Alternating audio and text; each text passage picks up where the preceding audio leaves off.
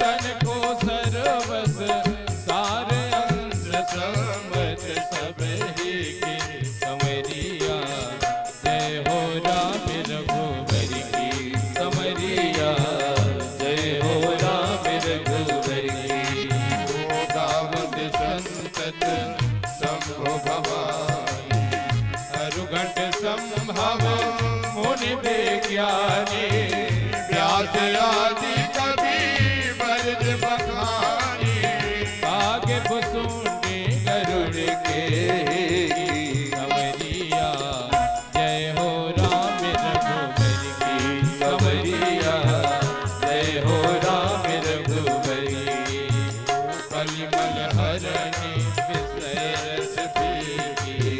सुभग श्रृंगार मोक्ष सुगति के। दलन रोग भव मोरे अमीके। सात मात सब विधि तुलसी समरिया। जय हो राम रघुबर की समरिया। जय हो राम रघुबर की। जन्म भूमि जननी की जय हो।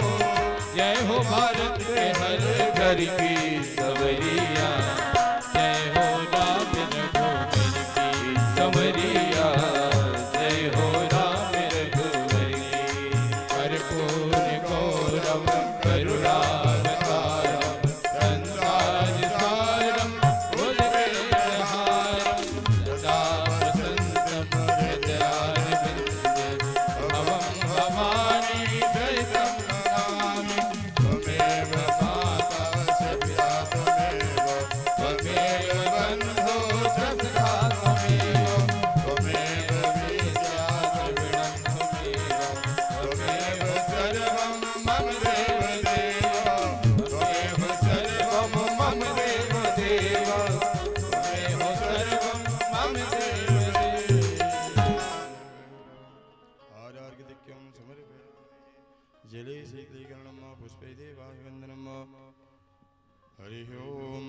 यो शान्तिरन्तरिक्षं शान्तिः पृथिवी शान्तिरापः शान्तिरोषधयः शान्तिः वनस्पतयः शान्तिर्विश्वे देवाः शान्तिर्ब्रह्म शान्तिः।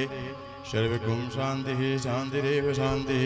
क्षमा शान्तिरेधिः यतो यतः अमीह सेदतो नो भयं कुरु शन्नः। कुरु प्रजाभ्यो भयन्नः पशुभ्यः शान्तिर्भवतु। नानासुगन्धिपुष्पाणि यथा कालोद्भवानि च। पुष्पाञ्जलिर्मया दत्तो ग्रहाण परमेश्वर। श्रीपुराणपुरुषोत्तमाय नमः। मन्त्रपुष्पाञ्जलिं समर्पयामि। बोले नारायण भगवान की जय हो। बोले वेद व्यास जी महाराज की जय हो। जय जय श्री सीताराम। ओम नमः पार्वती पतये हर हर महादेव। सभी अपने स्थान पे स्थान ग्रहण कर लें।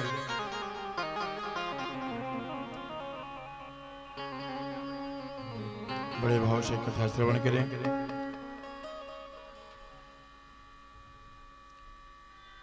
बोलिए सदगुरुदेव भगवान की जय। हरिओम। श्री राधे। हरिओम। श्री राधे। जय श्री राधे। हरिओम। श्री राधे। जय श्री राधे। हरिओम। आइए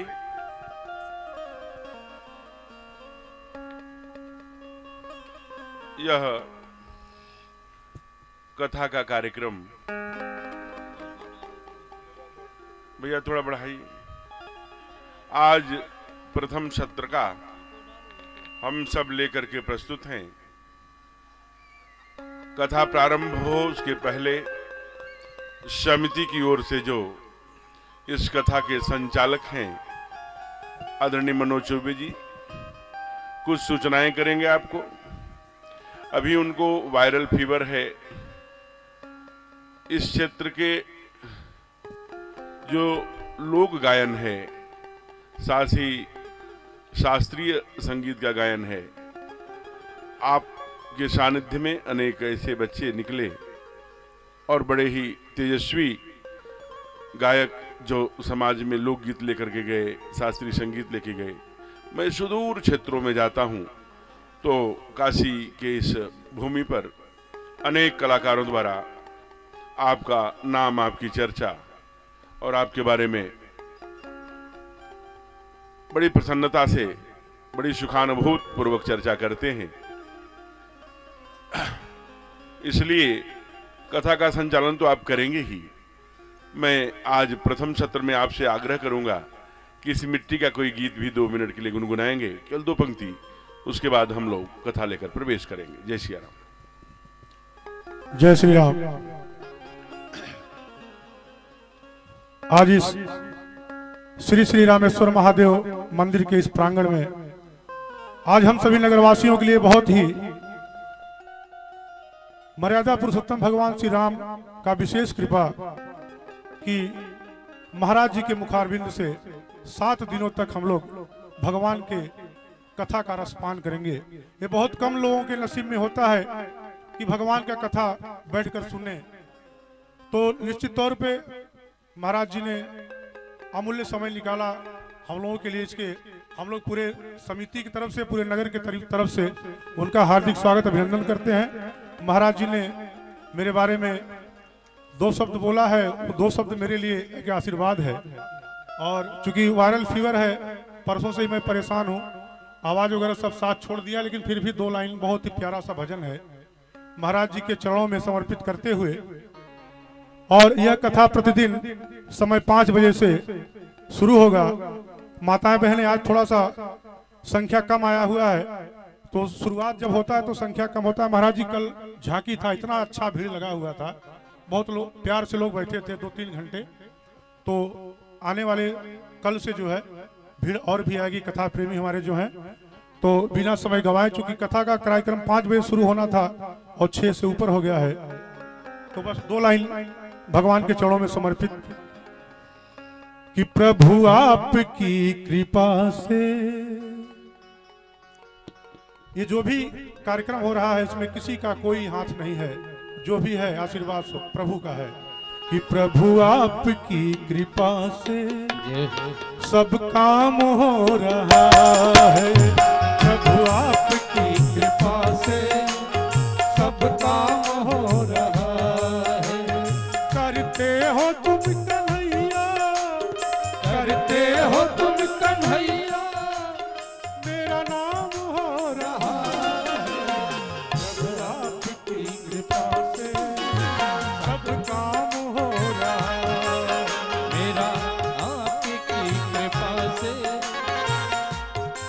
हो रहा है।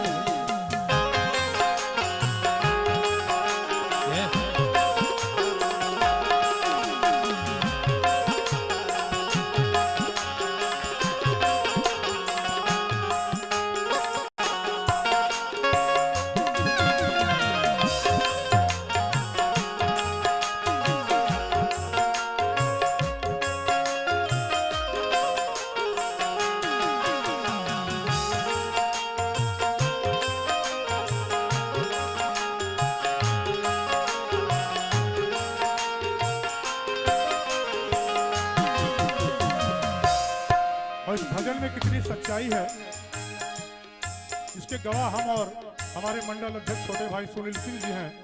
यह कथा कहाँ थी और कहाँ आके हो रही है। पतवारी के बिना ही मेरी नाव चल रही है, पतवारी के बिना ही मेरी नाव चल रही है। हैरान है जमाना मंजिल भी मिल रही है, हैरान है जमाना मंजिल भी मिल रही है।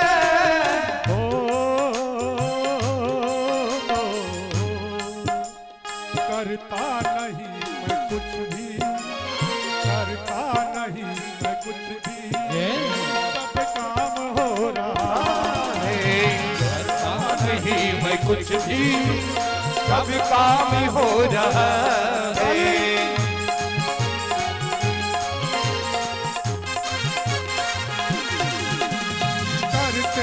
तुम कन्हैया, करते हो तुम कन्हैया, मेरा नाम हो रहा है, मेरा आपकी कृपा से सब काम हो रहा है, मेरा आपकी कृपा से सब काम हो रहा है। प्रभु आपकी कृपा से सब काम हो रहा है, सब काम हो रहा है, सब काम हो रहा है। जय श्री राम। बहुत बहुत धन्यवाद।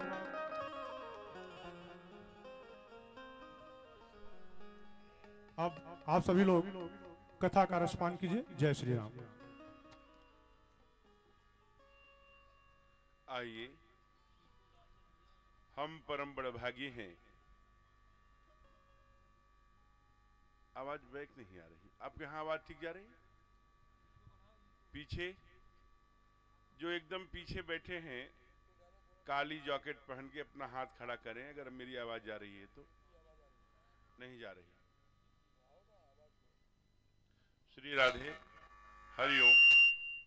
श्री राधे, श्री राधे, श्री राधे।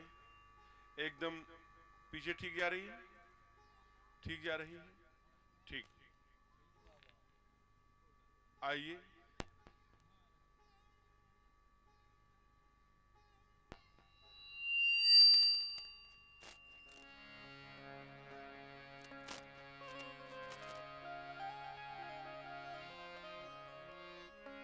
जिसको जहां अच्छा लगता है, उधर पीछे जो बैठे हैं बंधु, अगर उनको वहां ही अच्छा है, ये ठीक है तो वहां ही बैठिए। इधर चेयर पर जो लोग बैठे हैं, आपको जहां अच्छा लगे।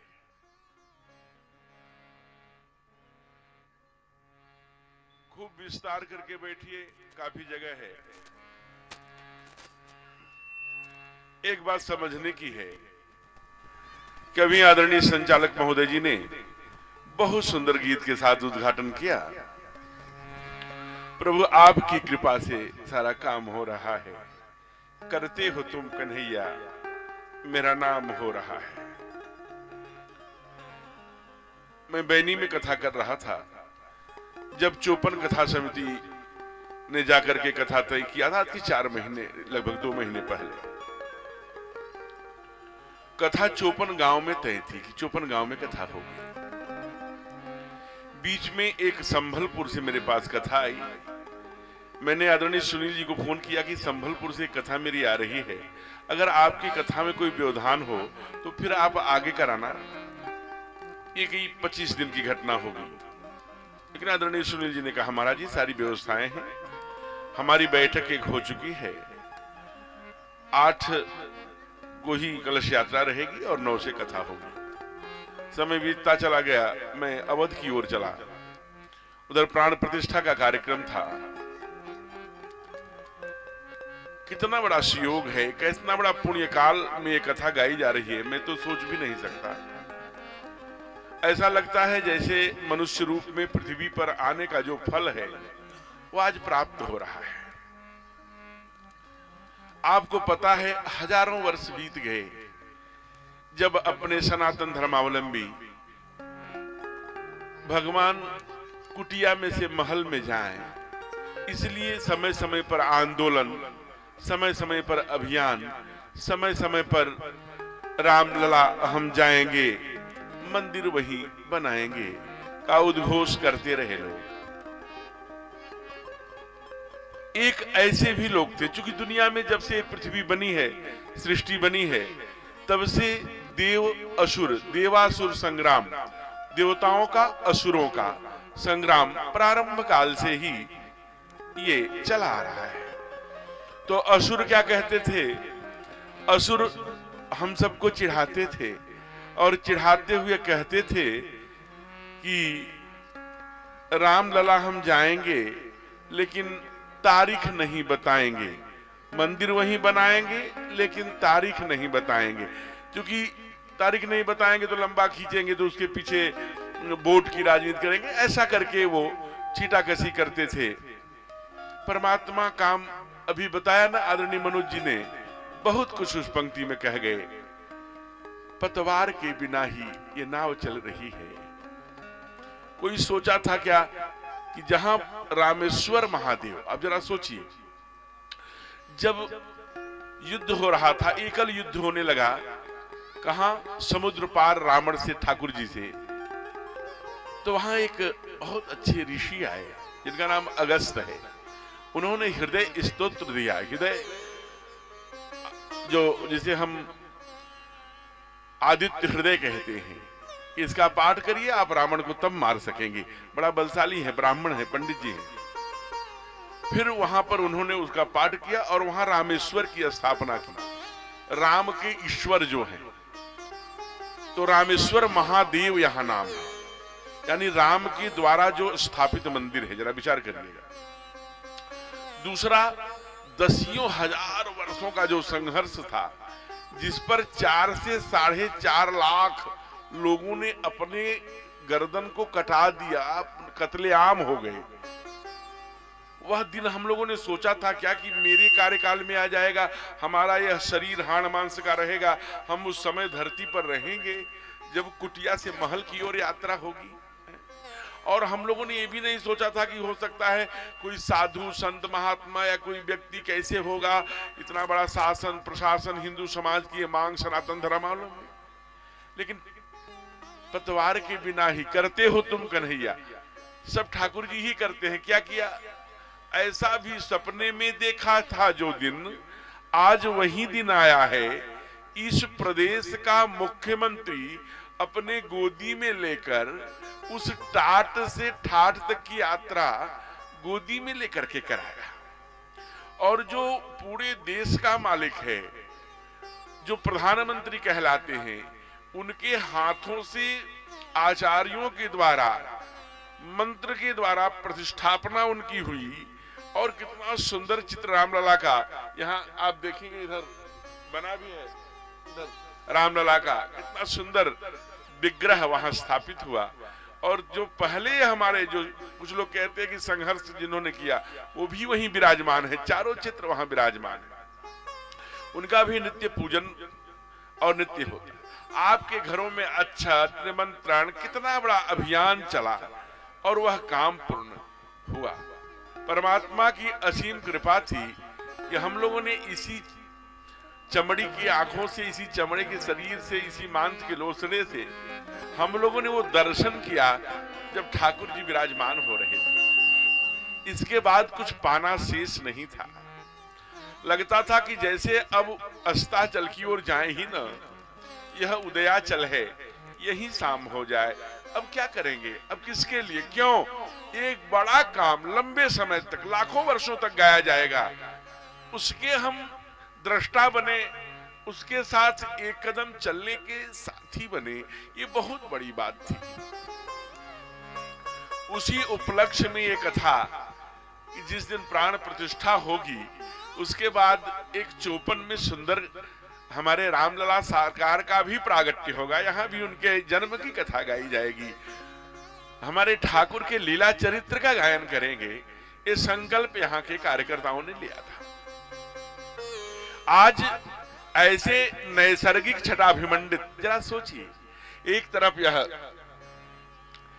सोन नदी की तलहटी और इस पर यह नैसर्गिक छटाभिमंडित उपत्यका, जहां पर बरबसी चारों तरफ आपको पर्वत की विंध्याचल की श्रृंखला दिखाई देती है।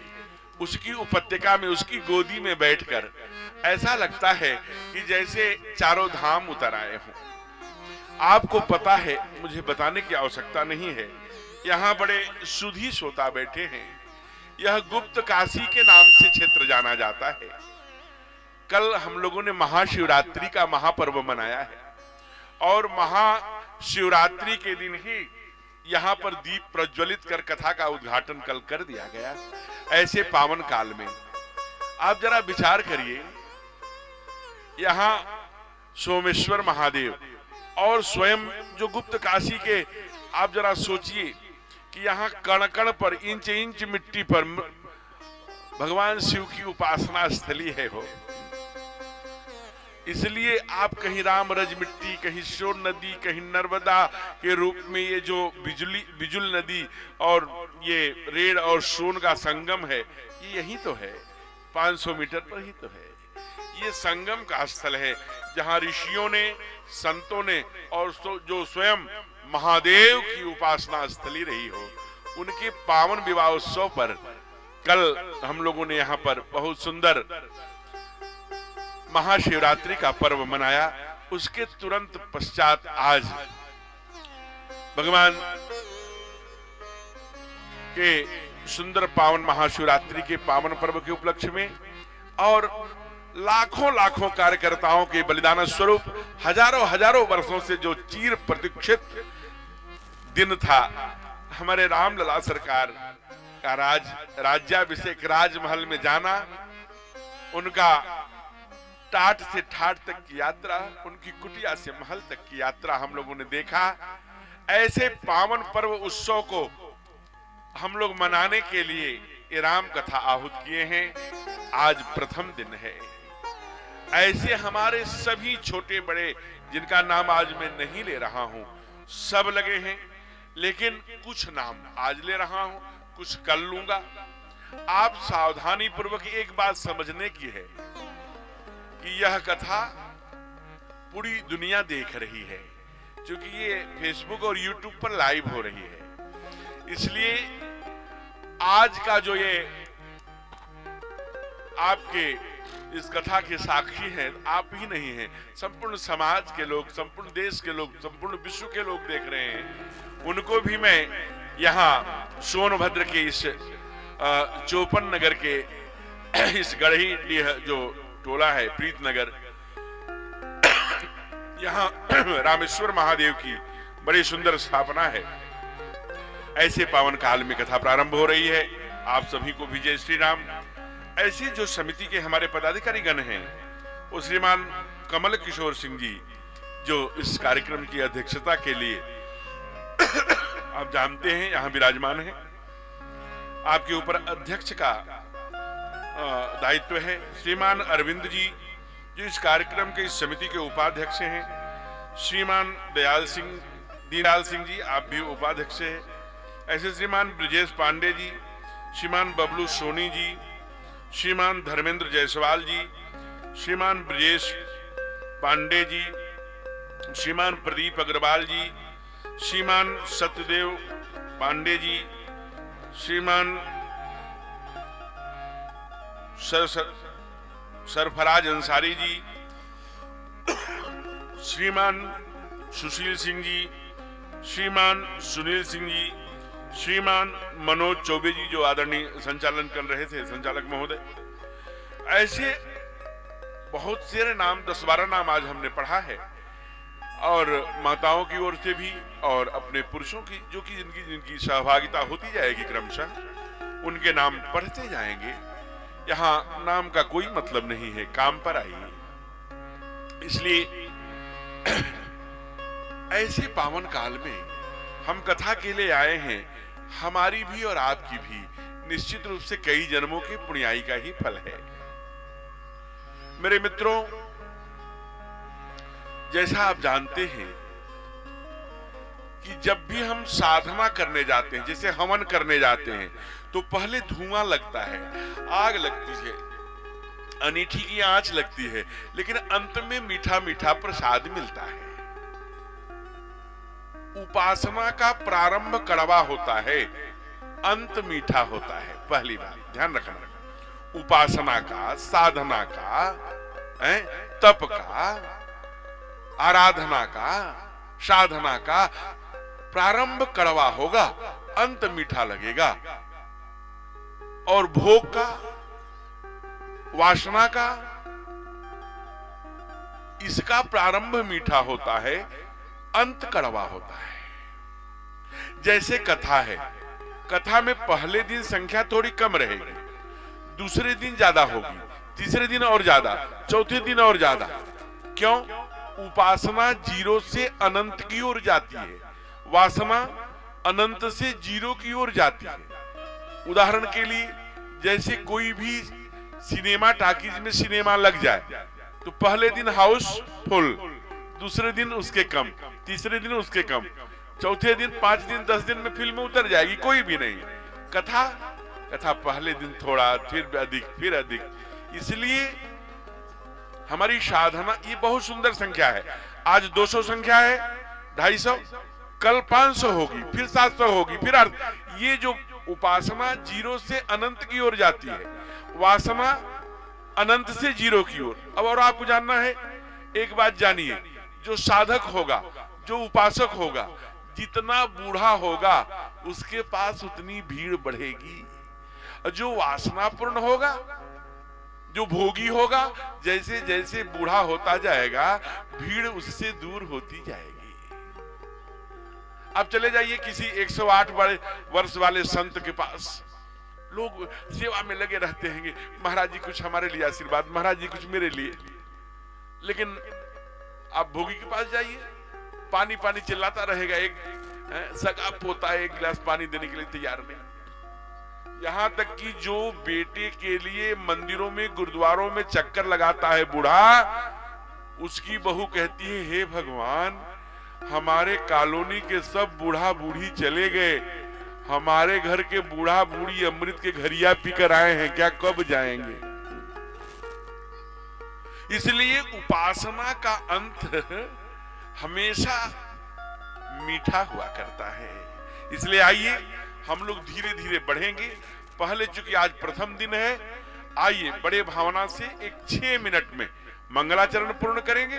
फिर कथा क्यों सुननी चाहिए, कथा करने से क्या लाभ होता है, कथा जो नहीं सुने उनकी क्या गति हुई, जिन जिन लोगों ने सुना उनका क्या हुआ, कथा सुनना जीवन में कितना आवश्यक है, कथा क्यों कराते हैं, इन सब विषयों की चर्चा करेंगे। आज पहला दिन है, आइए बड़े भाव से सभी लोग अपनी कमर यानी मेरुदंड सीधा कर लीजिए। एक बार ध्यान लगाने के लिए भगवान के पाद पद्मों में बड़े भावना से ओम का उच्चारण करेंगे, सांस गहरी लंबी खींच के।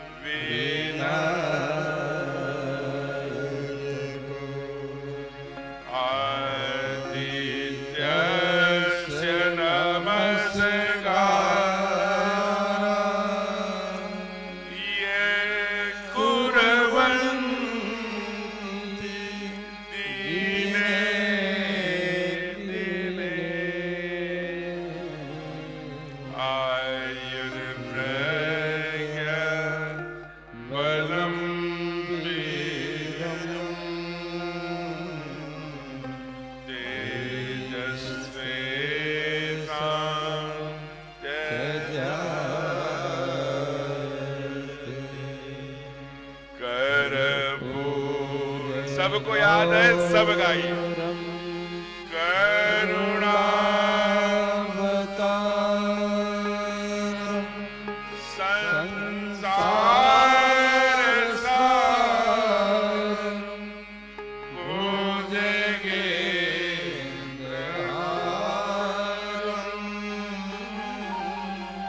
सदा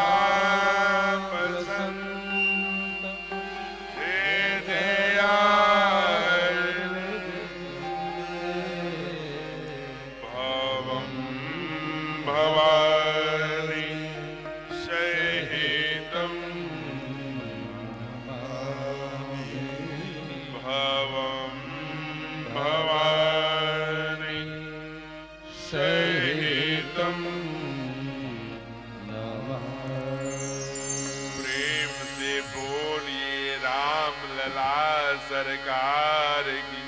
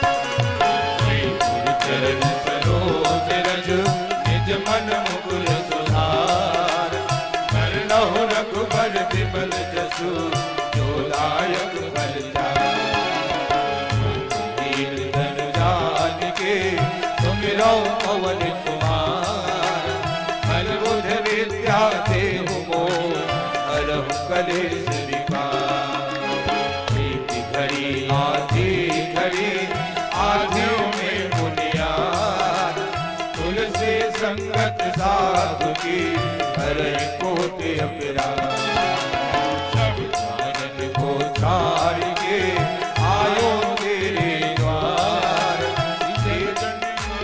लाल नीलक मेरी ओर निहार जय जय रामेश्वर जी बाबा मेरी ओर निहार राधा मेरी स्वामिनी मैं राधे को जन्म जन्म मोहिते जियो श्री वृंदावन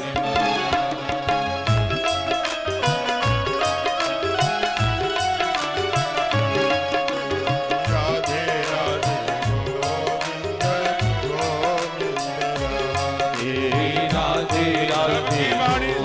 राधे गोविंद राधे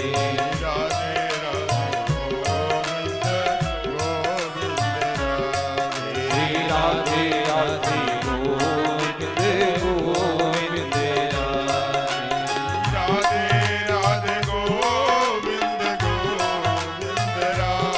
राधे राधे राधे गोविंद गोविंद राधे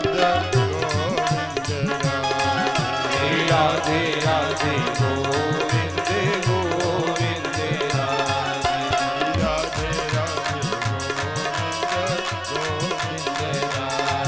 राधे राधे राधे गोविंद गोविंद राधे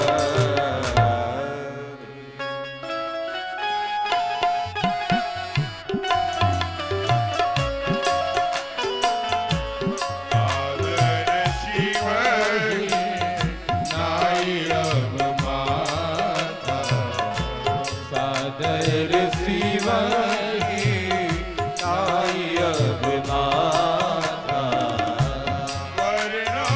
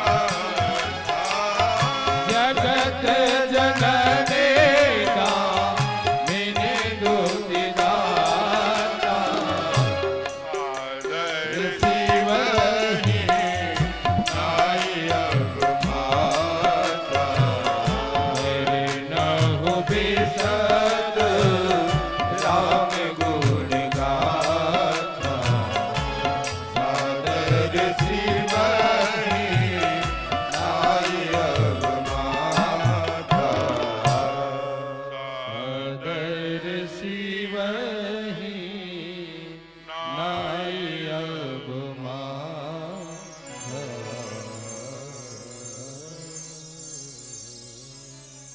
प्रेम से बोलिए राघवेंद्र सरकार की जय उमापति महादेव की पवन सुत हनुमान की आज के आनंद की अपने अपने सदगुरुदेव भगवान की सोनभद्र मैया की श्री रामेश्वर महादेव सरकार की सब संतन की सब भक्तन की नमः पार्वती पतये हर हर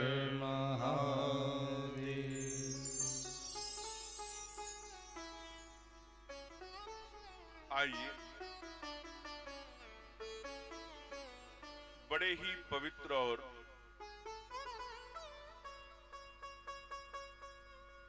बहुत ही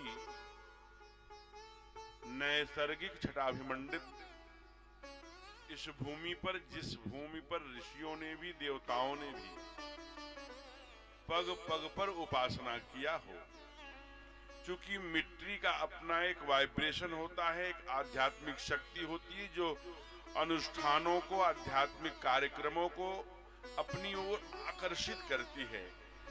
पुराणों में इसका अनेक बार वर्णन आया है, चाहे नचिकेता के संदर्भ में जो स्तुति शोधा होंगे, चाहे शांतनु और ज्ञानवती, शांतवन और ज्ञानवती के संदर्भ में। ये शांतवन और ज्ञानवती कौन है? ये श्रवण जी के माता पिता हैं। जब वो मिट्टी लेके जाते हैं और श्रवण जी जिस मिट्टी पर खड़े होते हैं उस पर विचार बदल जाता है, फिर मिट्टी पर से पैर हटाते हैं तो सेवा का भाव। यदि मिट्टी के अपने गुण हैं, इसलिए हमारे ठाकुर 14 वर्षों तक अवध की मिट्टी पूजते रहे। जननी जन्मभूमिश्च स्वर्गादपि गरीयसी अपि स्वर्णमयी लंका नौमे लक्ष्मण रोचते। यह मिट्टी का, ये जो मिट्टी है ये बड़ी ही ऊर्जावान है और बड़ी आध्यात्मिक है, जो अनुष्ठान को खींच के यहाँ ले आई अनायास ही। ये भगवान की कृपा से ही, ये रामेश्वर महादेव की अनुकंपा से ही यहाँ कार्यक्रम सुलभ हो पाया।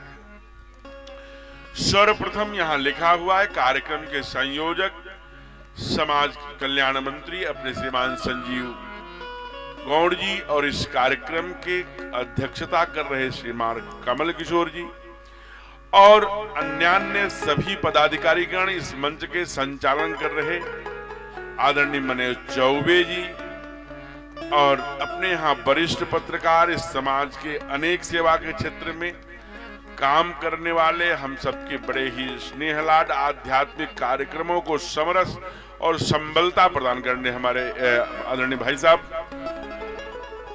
और अन्य आदरणीय सुनील जी, प्रदीप जी, ब्रजेश जी, अन्य सबका भी मैं नाम अपने पढ़ा ही। सभी को हमारे स्नेहमयी, ममतामयी, वात्सल्यमयी, क्षमामयी, कृपामयी, श्रद्धामयी, शक्ति स्वरूपा पूज्या माताएं और जिनका नाम मैं नहीं ले पा रहा हूं, ऐसे सभी को सिय राम में सब जग जानी, करहु प्रणाम जोर जुगबानी, कह के प्रणाम। मन में अनेक बार हम लोगों के ये प्रश्न आता होगा कि इतना चमक धमक, ये बिजली, ये रोशनाई, ये सारे मंच, ये सब तमाम आडंबर, इसकी आवश्यकता क्या है? क्यों न हम किसी भूखे को खाना खिला देते तो वो ज्यादा अच्छा था कि कथा कराना। हम किसी को प्यासे को पानी पिला देते वो अच्छा था कि खाना खिलाना।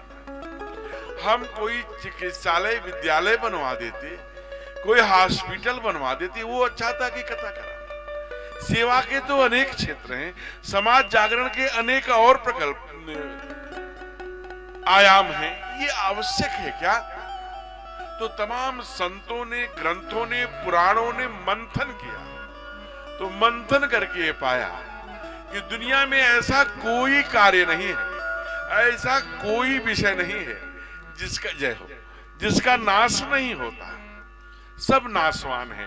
किसी को आप भंडारा करा देंगे, 6 घंटे बाद, 8 घंटे बाद, बहुत साधक होगा 10 घंटे बाद, और साधक होगा 12 घंटे बाद, फिर रोटी मांगेगा, मुझे रोटी दो।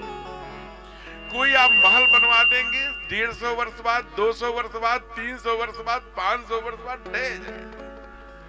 ऐसा कोई नहीं है जो अमरत्व है। यह केवल कथा ही है जो अमरता प्रदान करती है, जो नाशवान नहीं है। इसलिए कहते हैं राम कथा की अमृत वर्षा। दूसरा प्रश्न आता है, अच्छा राम कथा की, भागवत कथा की अगर अमृत वर्षा होती है तो महाराज देश देश में, कोने कोने में, गली गली में, चौबारे चौबारे में आप चले जाइए, वृंदावन चले जाइए, बनारस चले जाइए, प्रयाग चले जाइए, काशी चले जाइए, इधर उज्जैन चले जाइए, हरिद्वार, अनेक कथावाचक आपको मिलेंगे। इतने कथावाचक हो गए, कथावाचकों की भीड़ हो गई, लेकिन समाज में उस प्रकार का परिवर्तन आ रहा है क्या? बेटा मां के साथ कैसा व्यवहार कर रहा है, पिता के साथ, समाज के साथ? आदरणीय अभिनंदन।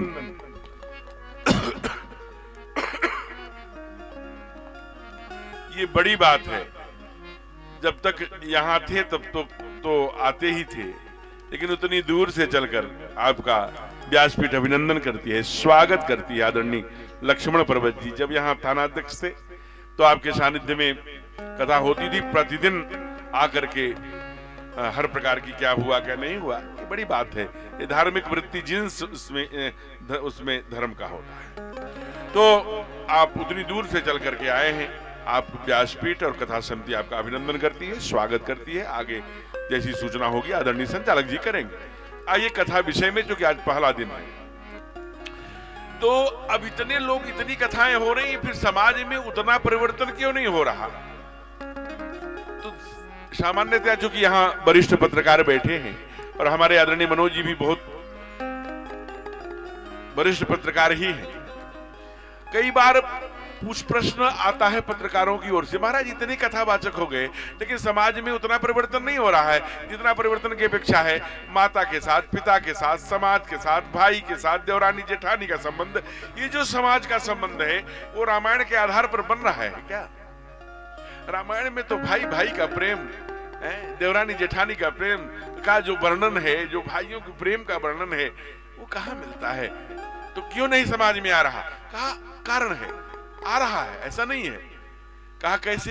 कैसे? जैसे मान लीजिए ये चौपन नगर है अथवा ये प्रीत नगर है, यहाँ कोई छाता बनाने वाली कंपनी हो और 2024 में 10,000 छाता बना दे।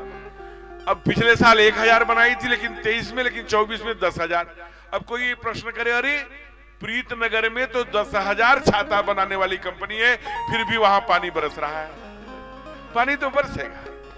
इसलिए कलिकाल में पापाचार, दुराचार, अनाचार, व्यभिचार, भ्रष्टाचार, दुर्व्यवहार ये बरसेगा।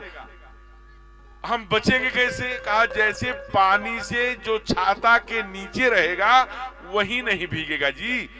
बाकी तो छाता बनाने वाली कंपनी बनाती रहे, लेकिन जो छाता के नीचे आएगा वही ना बचेगा। वैसे ही इस समाज में, इस क्षेत्र में इतने ही लोग थोड़ी रहते होंगे। रहते तो हजारों लोग होंगे, दसियों हजार लोग, लेकिन आए कितने लोग हैं? अधिक से अधिक 300 लोग आए हैं। तो आप जरा सोचिए, तो राम कथा का संस्कार इसी 300 लोगों पर जाएगा कि 30,000 पर जाएगा? इसलिए जो पंडाल के नीचे आते हैं, जो छतरी के नीचे आते हैं, कथा का असर उन्हीं पर होता है, कथा का संस्कार उन्हीं पर। और एक बात समझने की है, समझ लेना चाहिए पहले ही, कथा मनोरंजन नहीं है। कथा मनोरंजन नहीं है। कथा क्या है? कथा शिक्षा है, कथा संस्कार है, कथा पाथेय है, कथा मार्गदर्शन है, कथा हमें जीवन जीने की कला, लाइफ स्टाइल सिखाती है, कथा हमारा बेड़ा पार करती है, कथा उद्धार है। कहा क्यों? कहा कि इस कथा, हम घर में तमाम लोग अपने अपने घर में हैं, यहाँ पर 300 लोग क्यों नहीं आए और क्यों नहीं अधिक लोग आ गए? कहा बाबा डंडा ठोक कर कह रहे हैं, एक बात समझने की है कि हम एक नाव के नाविक, हम अपनी बात कुछ नहीं कहेंगे 7 दिन। इन 7 दिनों में केवल शास्त्र की बात सुनाएंगे। क्यों? क्योंकि शास्त्री झूठा हो सकता है, शास्त्र झूठा नहीं हुआ करता। इसलिए शास्त्र कहता है, अतिहर कृपा जाहि पर होई, पांव धरे यही मार्ग सोई। जिस पर भगवान की कृपा ही नहीं, अतिहरि कृपा जाहि पर हो, एक पर्सन पांव धरे यही मार्ग सोई। परमात्मा की असीम कृपा, इसे आप हंसी में मत डाल लेना, मजाक में मत समझ लेना। परमात्मा की असीम कृपा जब होती है तब इस मार्ग पर कोई पांव रखता है। और यहां तक आ जाना बहादुरी नहीं है, यहां तक तो आप कई जन्मों की जन्म जन्म मुनि जतन कराई आपके जिन्स में है। जो ही परमात्मा की चर्चा शुरू हुई, आपका पैर इधर अनायास चलते हुए पंडाल की तरफ भागता है, क्योंकि आप कई जन्मों से उसे सुन रहे हैं। आपका जहां से छूटा है वहीं से चल पड़े, भागो, कथा हो रही है। लेकिन ध्यान रखना, आप पुराण शास्त्र, जब बाबा कहते हैं 6 शास्त्र सब ग्रंथन को रस, तो निचोड़ कर रख दिया। सृष्टि का प्रारंभ काल से देखिए अब तक, क्या सतयुग, क्या त्रेता, क्या द्वापर, क्या कलयुगे कल प्रथम चरणे, जितने भी किताबों में लोग लिखे गए, पुराणों में लिखे गए, जो आज लाखों वर्ष बाद गाए जा रहे हैं, सबने केवल एक बात कही है, उन्होंने किया है और कहा भी है। क्या?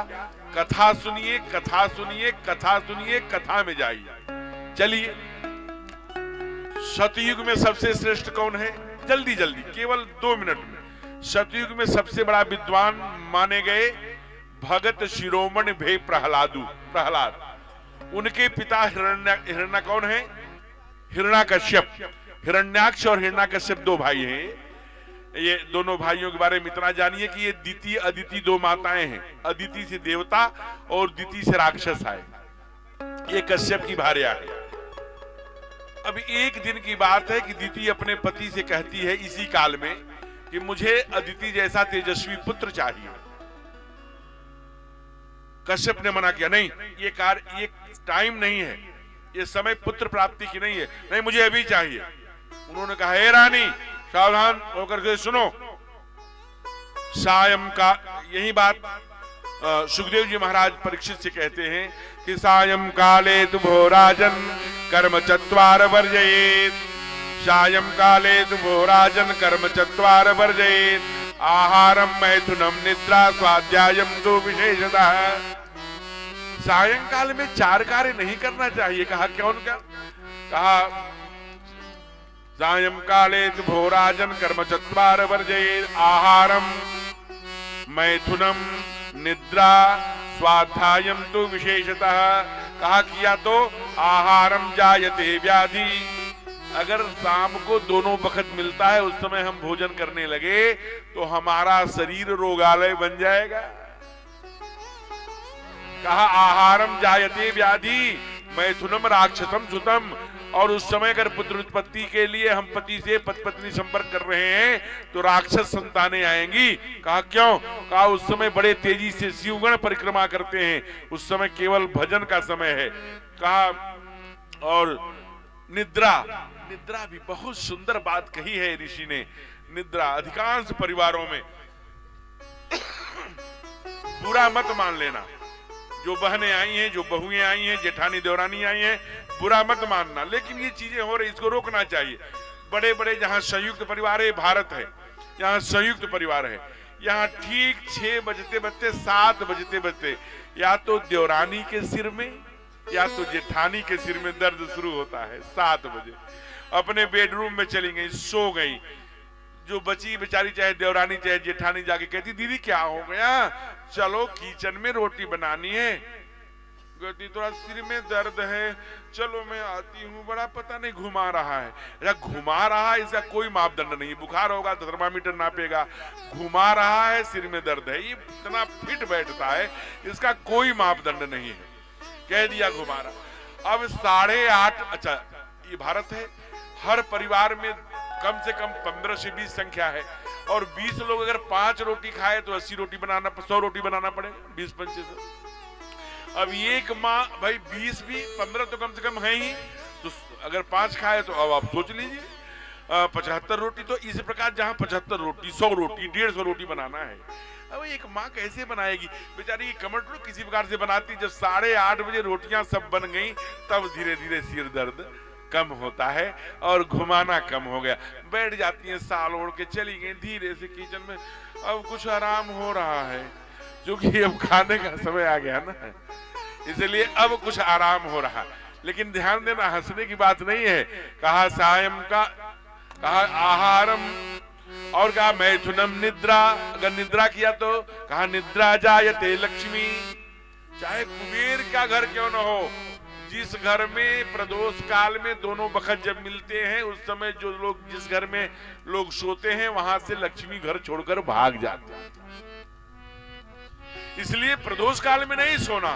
और स्वाध्यायम तो विशेषतः, अगर स्वाध्याय किया तो कहा विद्या का नाश हो जाता है। इसलिए क्या करना? भजन करना, कीर्तन करना, कथा सुनना, भगवान की आरती करना, पूजा करना। उस समय शिवगण सायं काले तुभो राजन कर्म चत्वार वर्जेत। लेकिन नहीं माना प्रहलाद। फिर बाद में वो आए हिरण्याक्ष और हिरण्याकश्यप, ये बड़े बड़े काले काले, बड़े बड़े लंबे लंबे सींग लेके नहीं आए। हिरण्याक्ष माने, हिरण्य माने सोना, अक्ष माने आंख। जिसकी आंख दूसरे के धन के ऊपर हो, सोने के ऊपर हो, समझ लेना उनके अंदर हिरण्याक्ष बैठे हैं। कोई अलग से सींग लेके नहीं आए हैं, काले पीले नहीं है। हिरण्याकश्यप, हिरण्य माने सोना, कश्यप माने बलपूर्वक लेना। तो जिसकी दृष्टि दूसरे के मां बहन पर, धन पर, रुपए पर टिकी है, समझ लेना अंदर हिरण्याकश्यप बैठे हैं। इसलिए उनके बेटे प्रहलाद ने कहा, जब गए 12 वर्ष बाद, जब 12 वर्ष पढ़ के तैयार हुए प्रहलाद जी, कहा तुमने शुक्राचार्य के यूनिवर्सिटी में क्या पढ़ा? पहला पाठ पढ़ा दिया, श्रवणम कीर्तनम यस्य विष्णु पाद सेवनम। पिताजी मैंने केवल कथा सुना, और श्रवणम में आपको भी कह रहा हूं कथा सुनिए। भागे वहां। फिर कहा चलो ये सतयुग की बात, जल्दी से त्रेता में आओ। त्रेता में सबसे बड़े विद्वान कौन है? वाल्मीकि, जिन्होंने रामायण लिखा। उनके पास गए, उनसे कौन पूछेगा? कहा ठाकुर जी आप पूछिए। ठाकुर जी गए, 14 वर्ष के लिए वनवास हुआ, सीधे वाल्मीकि आश्रम पूछे, हे भगवान आप बताइए मनुष्य पृथ्वी पर आता है क्यों? कहा प्रभु आपकी भक्ति करने के लिए। लेकिन मैं क्यों आता हूं? मैं किसके हृदय में निवास करूं? दुनिया में सबसे श्रेष्ठ व्यक्ति कौन है? जल्दी बताइए गुरुदेव। वाल्मीकि बता रहे हैं। किसको बताए? आपको बताए। पहला नंबर आपको दिया, क्या कहा?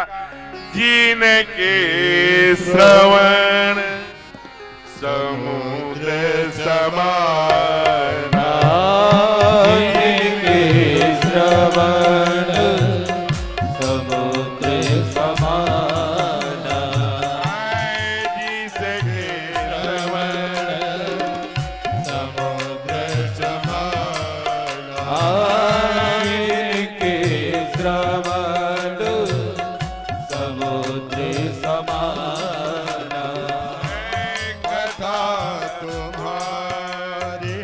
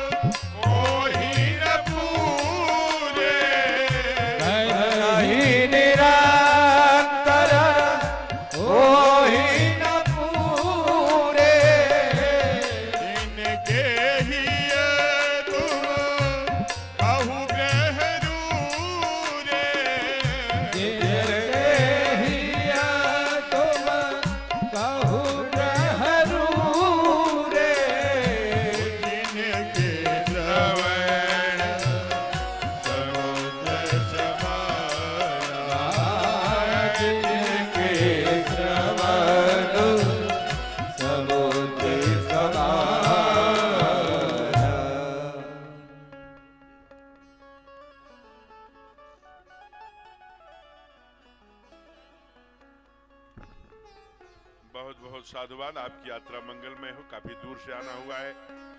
आप आदरणीय लक्ष्मण पर्वत जी, आप यहाँ पर कोतवाल रहे हैं और अभी आगे समय लेकर के आएंगे।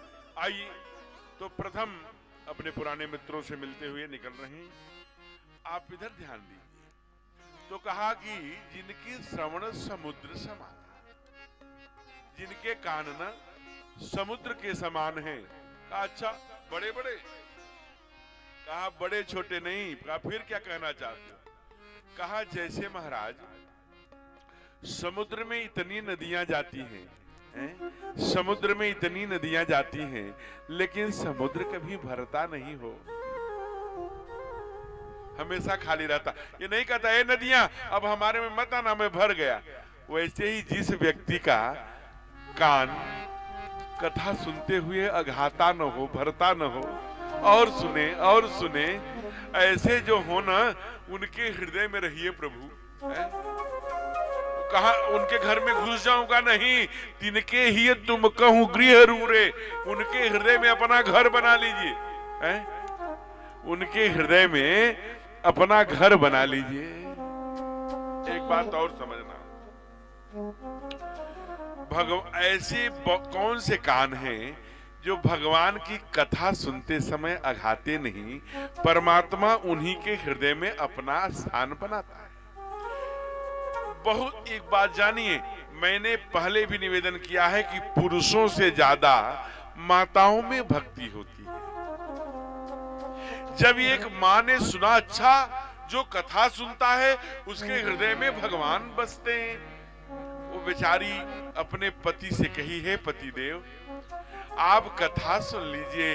हमने सुना है महाराज जी आए थे, कह रहे थे जो कथा सुनता है, जिनके श्रवण समुद्र समाना, कथा तुम्हार सुनई शुभ नाना, भरहि निरंतर होई न पूरे, तिनके ही तुम कहूं गृह रूरे।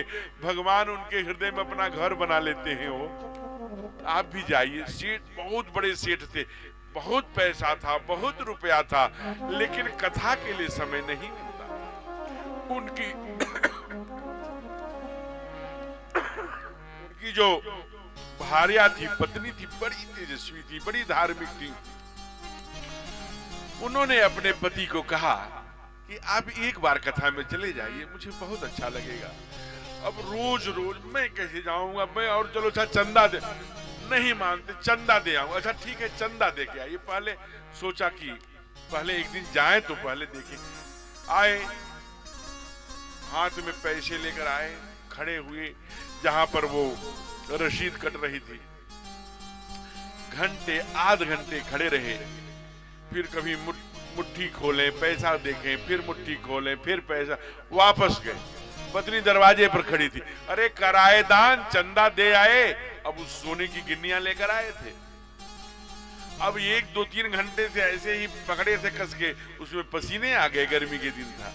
कहा रे भाग्यवान कैसे दे दूं, देखो तो कितनी रो रही हैं। वो तो पसीना था, लेकिन उन्होंने कहा रो रही हैं, दान नहीं दे सकते, इनको रखो। माँ को लगा ये ऐसे नहीं मानेंगे, कम से कम कथा ही सुनने। अच्छा ठीक है दान नहीं देता, अब आज अगर तो आप कथा सुनने नहीं गए, कथा सुनने में कौन पैसा लग रहा है।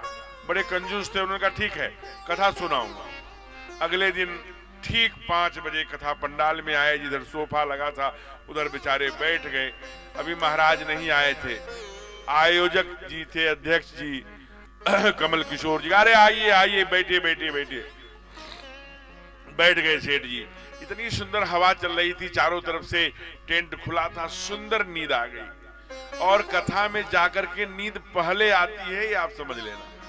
नींद आ गई, कन्या खर्राटे करने लगे और पूरे 3 घंटे 4 घंटे कथा हुई, खर्राटे मारते रहे। और जब पंडित जी चले गए, महाराज जी चले गए, सब चले गए, तो फिर अध्यक्ष जी पहुंचे, अरे उठिए जाइए कथा खत्म। कहा क्या? अरे अब प्रसाद लिए दौड़े दौड़े घर को आए। रास्ते में लोग पूछे अरे कैसी रही कथा? अब कथा की निंदा कैसे करते? बड़ी अच्छी रही, बड़ी अच्छी है। अब क्या बताते, कुछ सुने नहीं। घरवाली ने पूछा, अरे कथा सुनाए? हाँ हाँ सुनाया, बहुत अच्छी कथा। क्या सुने? अब सुने क्या थे? जब आए थे तो आयोजक बंधु ने कहा था आइए आइए बैठिए बैठिए, जब कथा समाप्त हो गई तो कहा था जाइए जाइए। तो उन्होंने बता दिया 3 बात सुने, क्या क्या? कहा आइए आइए, बैठिए बैठिए, जाइए जाइए। बेचारी माथा पकड़ के बैठ गई, हे भगवान। चलो कोई बात नहीं, ये 3 बात सुने हो ना? कहा हाँ। कहा क्या क्या? आइए आइए, बैठिए बैठिए, जाइए जाइए। कहा ठीक है, यही तुम्हारे काम का है, इसी को रटते रहो। अब ये बेचारे पत्नी की बात मानते थे और किसी की माने ना माने। आइए आइए, बैठिए बैठिए, जाइए जाइए, ऐसे बड़बड़ाते रहते थे। एक दिन की बात है, 2-4 दिन ही बीता होगा, एक सप्ताह। ये अपने अटारी पर सो रहे थे कि उसी अटारी में वहां का खूंखार डकैत प्रवेश किया, और जो ही उस दरवाजा उसने खोला वैसे ये बोले आइए आइए आइए। अभी तो बड़बड़ा रहे थे, आइए आइए। उसको लगा ये देख रहा है क्या। फिर थोड़ा पीछे खिसके चोर जी, डाकू जी। तो डाकू जी जब पीछे खिसके तो सोफा रखा था, जब वहां पहुंचे तब ये बोल पड़े बैठिए बैठिए, और ये एकदम से देख रहा है लगता है। फिर वो पीछे पलटे, भागे। जो ही दरवाजे की तरफ पहला पैर डाले वैसे सेठ जी बोल पड़े जाइए जाइए। अब वो चोर जी जो है थे, 50 किलो सोना लिए थे, लाके गठरी धमाक से पटक दिया। कहा लो और भैया ले लो, और मेरी जान छोड़ो, मेरा नाम किसी से मत बताना, बड़ी मुश्किल से ये सब ले लो। अब सेठ इतने चालू तो थे ही, समझ गए। कहा ठीक है, हम किसी से नहीं बताएंगे, और चले गए। और पूरा 50 किलो स्वर्ण आभूषण लाके पत्नी के सामने पटक कर सेठ ने कहा तुम धन्य हो देवी, हमको क्या पता, नहीं तो हम रोज कथा में जाते। अरे अभी 7 दिन पहले गए और इतना जल्दी मंत्र सिद्ध हो गया, आइए आइए, बैठिए बैठिए, जाइए जाइए। इसलिए समझ लेना कथा का है, जैसे माताएं कहती है ना कि घिए का लेड़ुआ टेढ़े से ना, वैसे ही कथा का कुछ भी अगर पास ले गए तो कल्याण करने वाला ही है। आपको जानकर आश्चर्य होगा कि वाल्मीकि ये बात बोल रहे हैं ठाकुर जी से।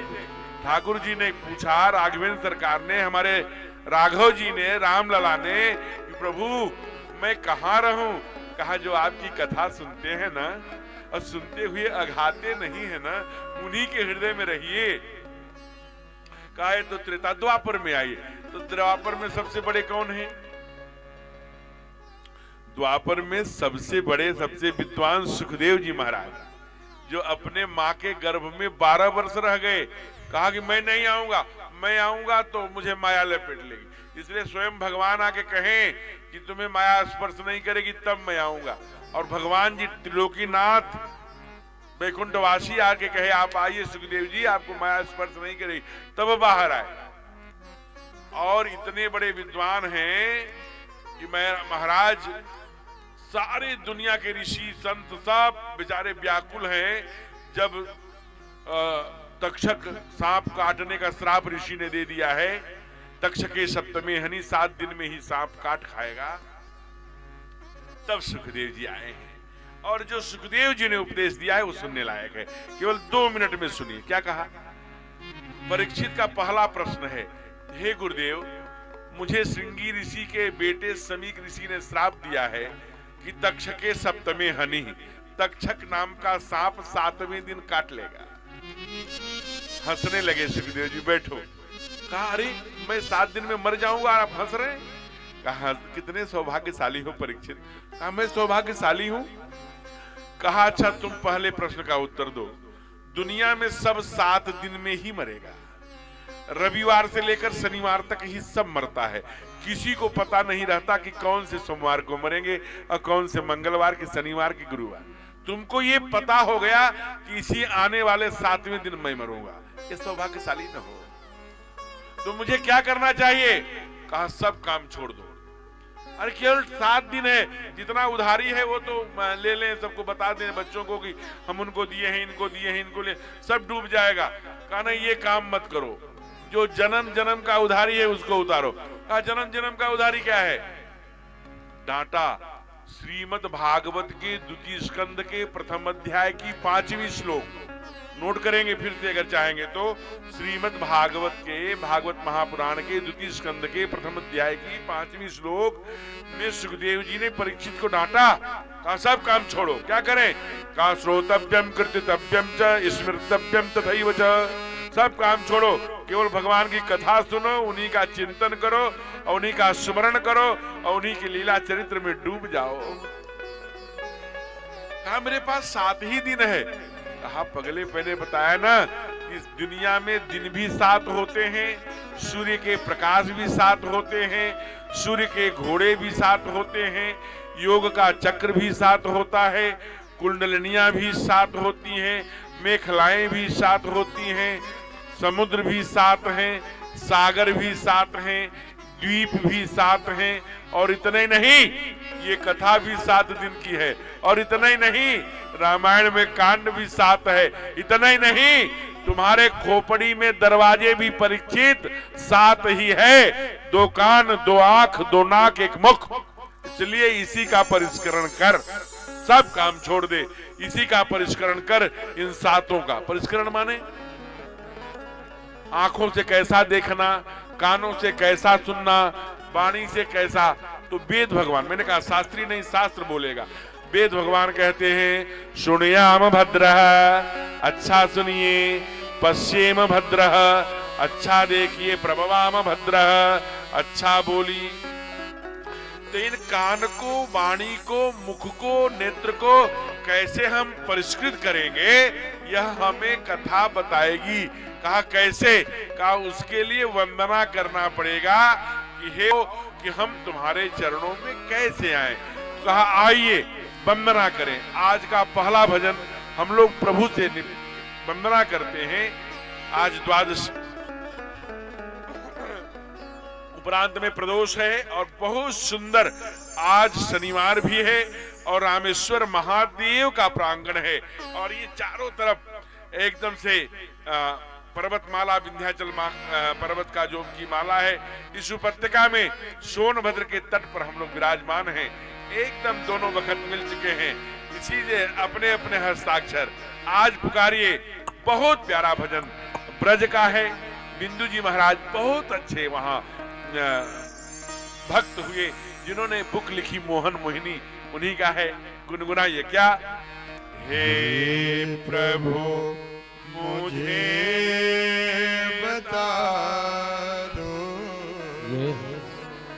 हे प्रभु मुझे बता दो, क्या चरणों में कैसे आओ, हे प्रभु मुझे बता दो, हे प्रभु मुझे बता दो, चरणों में कैसे आओ, माया के बंधनों से, माया के बंधनों से अब मुक्ति कैसे पाओ, माया के बंधनों से अब मुक्ति कैसे पाओ,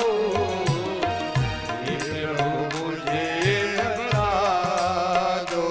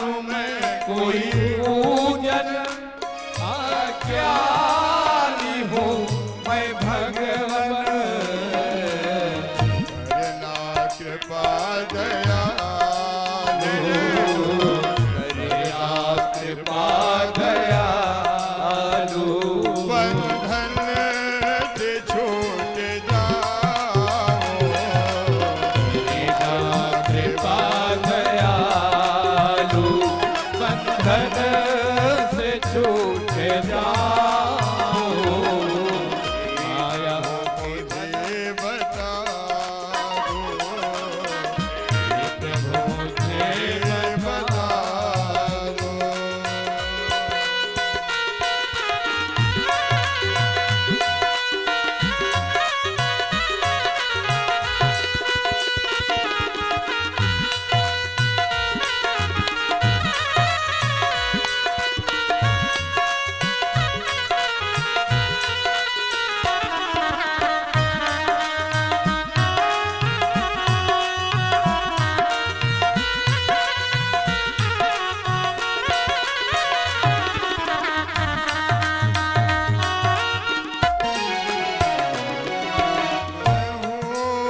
पतित स्वामी तुम हो पतित पावन, मैं हूँ पतित स्वामी, तुम हो पतित पावन। मैं हूँ पतित स्वामी तुम हो पतित पावन, मैं हूँ पतित स्वामी, तुम हो पतित पावन।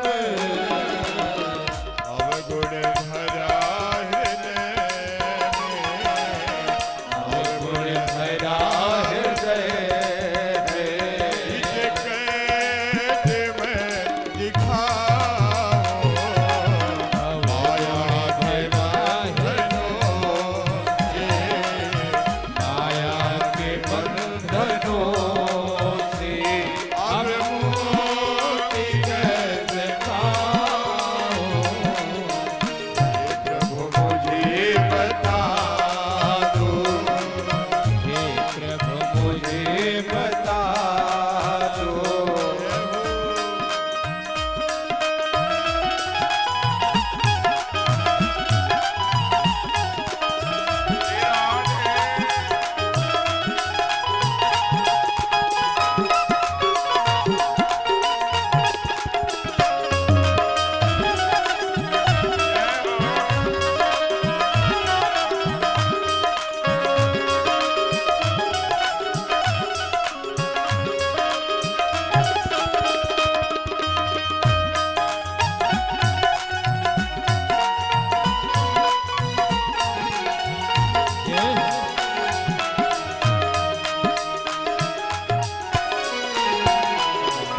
अच्छा हूँ या बुरा हूँ, जैसा भी हो तुम्हारा, अच्छा हूँ या बुरा हूँ, जैसा भी हो तुम्हारा। अच्छा हूँ या बुरा हूँ, जैसा भी हो तुम्हारा, अच्छा हूँ या बुरा हूँ, जैसा भी हो तुम्हारा। ठुकराओ ना मुझे अब, ठुकराओ ना मुझे अब, चरणों में सिर झुकाओ, माया के बंधनों से, माया के बंधनों से अब मुक्ति कैसे पाऊं? हे प्रभु मुझे बता दो। जय हो।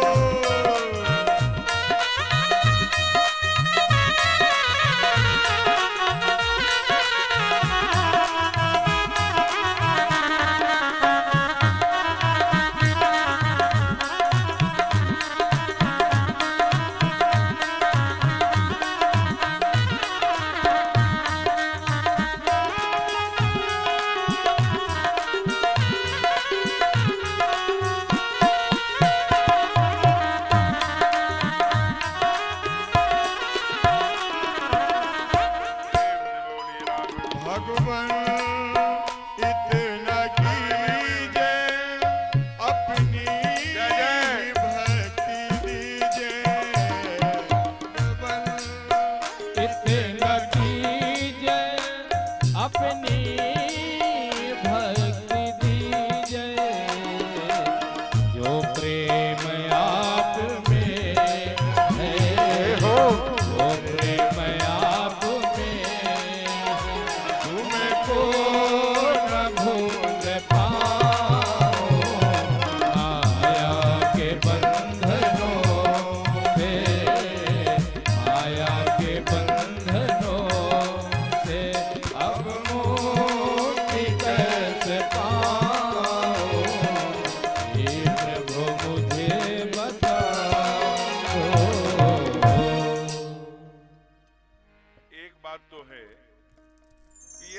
आवश्यक नहीं है कि पूरे अंतरे गाए जाएं, क्योंकि कथा एक अंतरा तो 5-5, 6-6 भजन के अंतरे हैं, तो थोड़ा सा अपने तरफ भी देखते रहिए और इधर भी। दूसरा कि जो आवाज आ रही है, ये जो ऑपरेटर महोदय हैं, एकदम कोई भी शब्द ध्यान में नहीं आ रहा। आपको आ रहा है भजन का कोई भी शब्द ध्यान में? हाँ नहीं हो रहा ब्रिजेश जी? हाँ, जरा इसको क्लियर कराइए। चूंकि स्पष्ट आवाज जानी चाहिए, रिदम जाना चाहिए, तो ध्यान में आती है बातें। तो कि गाया क्या जा रहा है, बताया क्या जा रहा है। भड़ ये लाउड स्पीकर की विशेषता ये नहीं, आपका ध्वनि विस्तारक बहुत अच्छा है, लेकिन श्रोता तक आवाज जानी चाहिए, विषय एक एक शब्द जाना चाहिए, ये महत्व का विषय। आइए आगे भजन में इसका ध्यान रखेंगे। और कहा है, अंत में कहा साधक ने, ठुकराओ ना हमें प्रभु, चरणों में सर झुकाऊं। क्यों? कहा एक मांग मांगता हूं। कहा क्या? हो प्रेम आप में ही, आप में प्रेम बढ़े, ये मांग है, उसकी डिमांड है। जैसे कभी आप सूर के या बाबा के दोहों को देखेंगे, अंत में गाते हैं, गणेश वंदना गाते हैं, शिव वंदना गाते हैं, सब गाते हैं, अंत में क्या कहते हैं? गणेश की वंदना कई बार गाई गई, कहते हैं कि सीता राम चरण रति मोरे, अनुदिन बढ़ई अनुग्रह तोरे। तुम्हारी कृपा से राम में भक्ति हो। भगवान शिव की उपासना से आराधना करते हैं, क्या मांगते हैं? यही मांगते हैं। यहां तक कि मीरा को देखिए, मीरा एक ऐसी भगत है, गत 400 वर्षों में जो सशरीर गोविंद के मुंह में समा गई है, केवल इकलौती भक्त है। जब उससे लोगों ने कहा कि तुमने जीवन में क्या पाया, तो उसने कहा, मेरे तो गिरधर गोपाल दूसरों न कोई। कहा वो तो ठीक है, लेकिन प्राप्त क्या किया? भजती थी गोविंद को, लेकिन कहा क्या? पायो जी मैंने राम रतन धन पायो। भजती गोविंद को है, ये राम रतन धन पाती है। अभिप्राय क्या है? अभिप्राय मात्र इतना है कि हम जो भी आराधना करते हैं, जिस भी देवता को, भगवान राम की ही भक्ति मांगते हैं। क्यों? कहा रामः विग्रहवान धर्मः। राम स्वयं धर्म है, विग्रह, उनका विग्रह ही धर्म है। राम ही इस देश की मिट्टी है, हमारी पहचान है, हमारी श्वास है।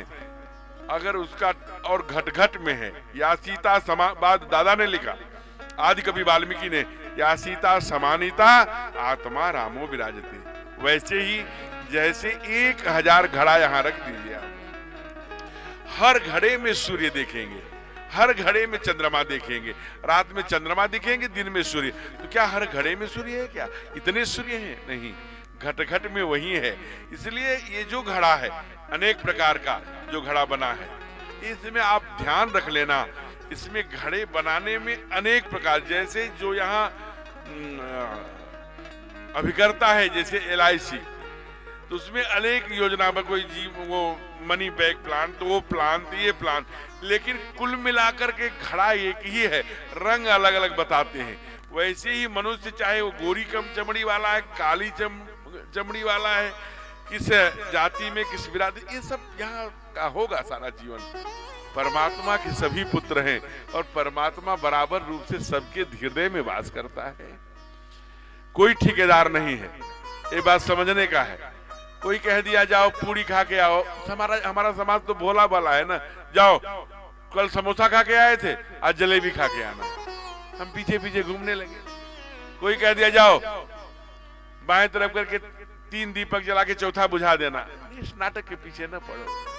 आप भगवान के सबसे नजदीक हैं, कोई मीडिएटर नहीं है। भगवान की कथा ही व्यथा को दूर करती है, दूसरा कोई ढोंग नहीं है। कोई स्वांग में मत फलिए। आप स्वयं परमात्मा के पुत्र हैं। आपकी साधना आप देख लेना, इन 84 लाख योनियों में एक प्राणी, चाहे शुकर हो, चाहे बिल्ली हो, चाहे कुत्ता हो, चाहे चमगादड़ हो, चाहे कौआ हो, चाहे एक प्राणी, कोई भी भगवान, सबके सत्कर्म कर्म थोड़ी लिखे जाते हैं। केवल हमारे कर्म सत्कर्म वहां अंकित होते हैं। कौआ क्या कर रहा है नहीं लिखा जाता। चिड़िया क्या, उसकी योनि है, उसकी योनि भोग करके आगे में है। मनुष्य की, आदरणीय ब्रजेश जी बैठिए, आपको जानकर ये आश्चर्य होगा कि जीव की अंतिम परिष्करण मनुष्य ही है। और मनुष्य रूप में आना और कथा के पास जाना, क्यों? क्योंकि हमारे ही केवल मनुष्य ही एक ऐसा प्राणी है जो सर उठा के चलता है, जो परमात्मा के दरवाजे को सीधे खटखटा करके कभी अपने पुत्र को, कभी अपने शिष्य को, कभी अपने पति को मौत के मुंह से भी बाहर लाने का काम किया है, तो केवल मनुष्य ने किया है। इसलिए हमारी पुण्याई लिखी जाती है, हमारे सत्कर्म, हमारे दुष्कर्म सबके थोड़ी लिखे जाते हैं। इसीलिए हम अनलिमिटेड हैं। जैसे गाय है, भूसा खाएगी, दूध देगी, शेर है, मांस खाएगा, जंगल में जाए, कुत्ता है, सूकर है, नाली में मुंह मारे, इसके सबके लिमिट है। हम सब कुछ करते हैं जी। इसलिए हमारी पुण्याई, अभिनंदन है विराज, हमारी पुण्याई, हमारे सत्कर्म, हमारे दुष्कर्म लिखे जाते हैं। ऐसे ही नहीं, आप ध्यान रख लेना, 84 लाख योनियों में केवल हम ऐसे हैं। इसलिए हम, श्रुति कहती है, अवश्यमेव भोक्तव्यम कृतम कर्म शुभाशुभम न क्षीयते कर्मः कोटि जन्म शतैरपि। हम जो करते हैं, चाहे पाप करते हैं, पुण्य का, पाप पुण्य का निस्तारण कौन करेगा? ये कौन बताएगा कि ये पाप है, ये पुण्य? कहा कि शास्त्री जी। कहा नहीं, शास्त्री जी झूठे हो सकते हैं, लेकिन शास्त्र जी झूठे नहीं हुआ करते। शास्त्र बताता है हमें क्या करनी है, क्या अकरनी है। भाई इतनी बात तो हम जानते हैं ना कि इसी देश में क्या हो गया, 100 रुपया लीटर कोको कोला बिक रहा है, हम गट गट मार रहे हैं। और 35 रुपया 40 रुपया लीटर पानी और 40 रुपया लीटर दूध। जरा सोचिए, हमें गाय का पीला पीला दूध पसंद है कि कोको कोला पसंद है? हमें तुलसी की पत्ती जो 1100 रोगों को शमन कर सकती है वो पसंद है कि हमें वो एक पत्ती है जो रगड़ के खाई जाती है वो पसंद है? हमारी पसंद क्या है? हमारी नाक क्या सूंघना चाहती है? हमारा मुंह क्या खाना चाहता है? हमारा कान क्या सुनना चाहता है?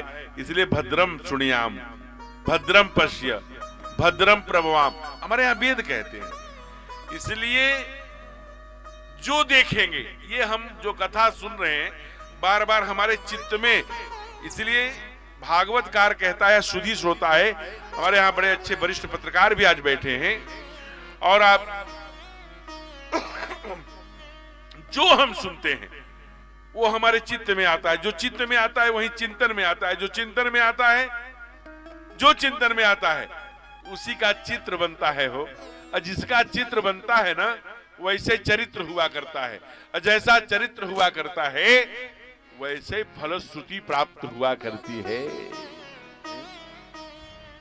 जो हम सुनेंगे, जो देखेंगे, जो आंखों के द्वारा देखेंगे वो भी, जो कानों के द्वारा सुनेंगे वो भी, जो बोलेंगे वो हमारे चित्त में आएगा। यही तो ज्ञानेंद्रियां हैं जो चित्त में। इसलिए भागवतकार ने कहा सदा सेव्या सदा सेव्या। कहा क्या सेवन करें? श्रीमद् भागवती कथा। कहा क्यों?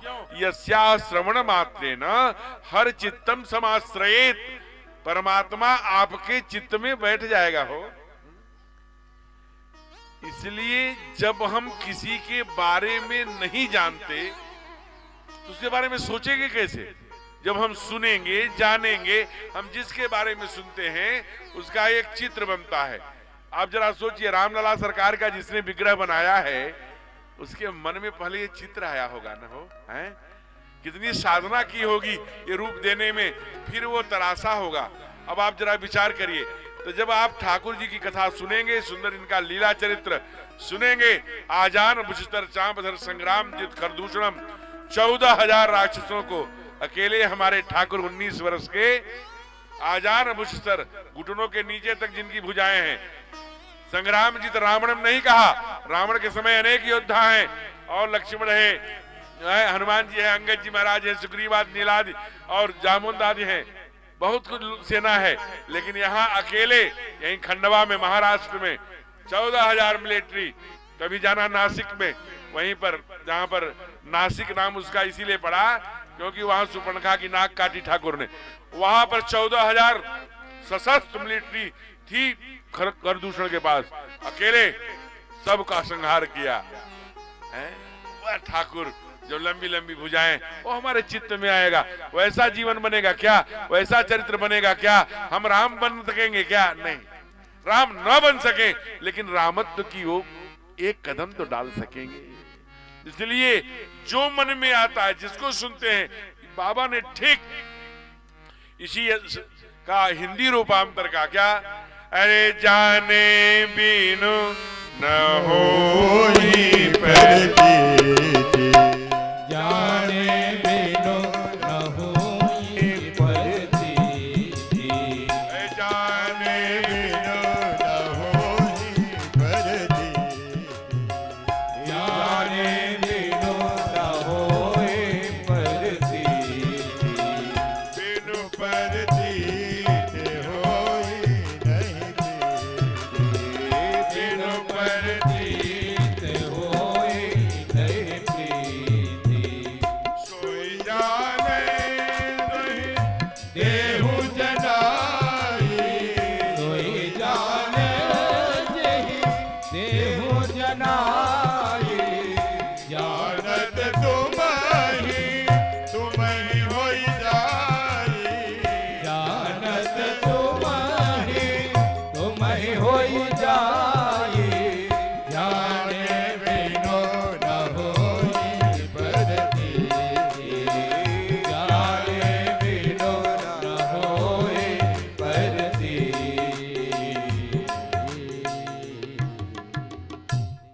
जाने बिनु न होई प्रतीति, अब बिनु प्रतीत होई नहीं प्रीति। एक अंग्रेजी ने विचारक ने कहा कि emotions by the product the relation, अथवा relation by the product the emotions. भावना यह प्रकट करती है कि क्या हम किसी का हाथ पकड़े ना, माँ है ना, माँ का भाव जागरण होता है, बहन, बेटी, पत्नी। वैसे ही हमारा जिस प्रकार का संबंध होता है रिलेशन, वैसी भावना उत्पन्न होती है। इसलिए relation by the product the emotions, वो भावना। तो हम ठाकुर के बारे में जब त्वमेव माता च पिता त्वमेव कंठ से नहीं, यहाँ से गाते हैं ना, तो सच में इसलिए जितने भी संत हुए, ऋषि हुए, हंस हुए, परमहंस हुए, साधु हुए, महाराज, देवता तक एक बात ही कही। वाल्मीकि जी ने कहा जिनके श्रवण समुद्र समाना है, और भगत शिरोमणि भय प्रहलाद जी ने क्या कहा, श्रवणम कीर्तनम यस्य है। सुखदेव जी ने क्या कहा, श्रोतव्यम कीर्तितव्यम च है। और जब ठाकुर जी ने क्या कहा है? ठाकुर जी से कौन पूछेगा? ठाकुर जी से तो पूछने के लिए भिलनी आएगी ना। जब आप आंध्रा जाएंगे तो वहां पर सेवरी की मैया की कुटिया है, वहीं सेवरी नदी बन के बही है, जो आज हैप्पी सरोवर है, कल पंपा सरोवर था, जहां पर सेवरी मैया रहा करती थी। ऊपर क्या है? ऊपर एक पर्वत है, जिस पर्वत का नाम है ऋषिमुख। उसको पार करेंगे लगभग 150 किलोमीटर तो हम तमिलनाडु प्रदेश में चले जाएंगे। तो वहां बैठी हुई माँ ने पूछा ठाकुर जी से, ठाकुर जी की प्रतीक्षा करती रही। जरा सोचना, सेवरी प्रसंग आएगा तो विस्तार से उसकी कथा सुनाएंगे। केवल 7 वर्ष की सेवरी थी जब मतंग ने कहा था यही राम आएंगे। तब से सेवरी प्रतीक्षा करते करते बूढ़ी हो गई, और आज जब ठाकुर आए हैं तो रोते हुए कहा, मैं कैसे तुम्हारी स्तुति कर सकती हूं, मैं तो अधम से अधम अधम अति नारी, कहीं विधि स्तुति कराऊं तुम्हारी। ठाकुर नाराज हो गए, कहा क्या कहती है, मेरा ये सब कोई रिश्ता नहीं, न मुझे गोरी चमड़ी वाला चाहिए, न कारी चमड़ी वाला, न मुझे रुपया वाला चाहिए, न पैसा वाला चाहिए, न तिलक वाला चुंडी वाला जो पंडित जी हैं, पंडित जी चाहिए। फिर कहा मुझे तो केवल भावना चाहिए, भाव चाहिए, मैं भाव का भूखा हूं। तुम स्नान की हो नहीं की हो, कितना साफ रहती हो, जितना तुम्हारा हृदय कितना पवित्र है सेवरी। तुमने क्या कहा, कहीं विधि स्तुति करूं तुम्हारी, अधम ते अधम अधम 3 बार। पहला अधम क्या कहा, मैं कोल भील हूँ, जाति की अधम हूँ। दूसरा नारी, लोग कहते हैं कि आजकल बड़ा एक चल रहे हैं लोग, मैं व्यासपीठ से कह रहा हूँ चूंकि ये दुनिया देख रही यूट्यूब और फेसबुक के माध्यम से, माताओं को गायत्री नहीं करनी चाहिए। इस पचड़े में क्यों पड़ते हो, करनी चाहिए नहीं करनी चाहिए। जो आचार्य बैठे हैं यहाँ वो जानते हैं कि गायत्री प्रस्थान के मंत्र कहाँ हैं। गायत्री से एकादपदी, द्विपदी, त्रिपदी आदि ये मंत्र कहाँ से है? ये बृहदारण्यक उपनिषद का है। बृहदारण्यक उपनिषद का राइटर कौन है? याज्ञवल्क्य। और वहां माँ कौन है? कात्यायनी। मैत्रेयी 2 पत्नी हैं याज्ञवल्क्य के, दोनों वहां उपस्थित हैं। जो इस मंत्र की दृष्टा है वो गायत्री की मंत्र लिखती है और गायत्री करने नहीं। ये सब क्या भाई, ये लफड़े मत पड़िए सबको। इसलिए हमारा तो बस मानना है, आप नहाए हैं, धोए हैं, मॉर्निंग वॉक कर रहे हैं, बिस्तर पर लेटे हैं, जहां बैठे हैं, अंतर योगी यही बात कही ठाकुर जी से। जब ठाकुर जी ने पूछा भजन कब करें, नहा के करें कि भोजन करते समय करें? कब करें भगवान? कहा संध्या करो, पूजन करो, लेकिन अंतर योगी बहिर्संगाह लोके विचर राघव। अंदर से हम कहां चले हैं, हमारी यात्रा कहां तक जानी चाहिए। योग वशिष्ठ का ये पंक्ति है, ठाकुर जी को सुना रहे हैं उनके गुरुदेव राघवेंद्र सरकार को। कहा अंदर योगी बहिर्संगाह। आदर से अंदर से अपनी यात्रा याद रखो, हम कौन हैं। ये मांस के थोथड़े बस नहीं है, ये केवल प्लेटफार्म है, गाड़ी यहां से पकड़नी है, साधन धाम। केवल यात्रा अपनी याद रखो। मॉर्निंग वॉक कर रहे हो तो भी राम राम राम राम राम राम, एक आटा सान रहे हो राम राम राम राम, पुड़िया बांध रहे हो राम राम, साड़ी पहन रहे हो राम राम राम राम। भाई भजन तो हम कर सकते हैं, हमारे मन में चलता रहे। और इतना ही नहीं, बहिर्संगाह, बाहर से एक आदर्श पत्नी, एक आदर्श पुत्र, एक आदर्श भाई, एक आदर्श समाज सेवक, एक आदर्श पिता, कुछ तो बन के दिखाओ। बहिर्संगाह। फिर कहा लोके विचर राघव। इसलिए तुमने पहला कहा छोटी जाति, उसका हमारा लेना देना, जाति का कोई मतलब नहीं। दूसरा कहा अधम से अधम, नारी हूं, नारी भी हमें, मीरा ने हमें प्राप्त किया। गत 400 वर्षों में केवल एक भक्त मीरा हुई जो सशरीर गोविंद के मुख में समा गई। आप दूसरा नाम बताना मेरे मंच से उतरने के बाद। 9 से 11 में सामने वाले आदरणीय यादव जी भाई साहब के हमें रुका हूं सामने, यहाँ पर 9 से 11 हम लोग बातचीत कर सकेंगे।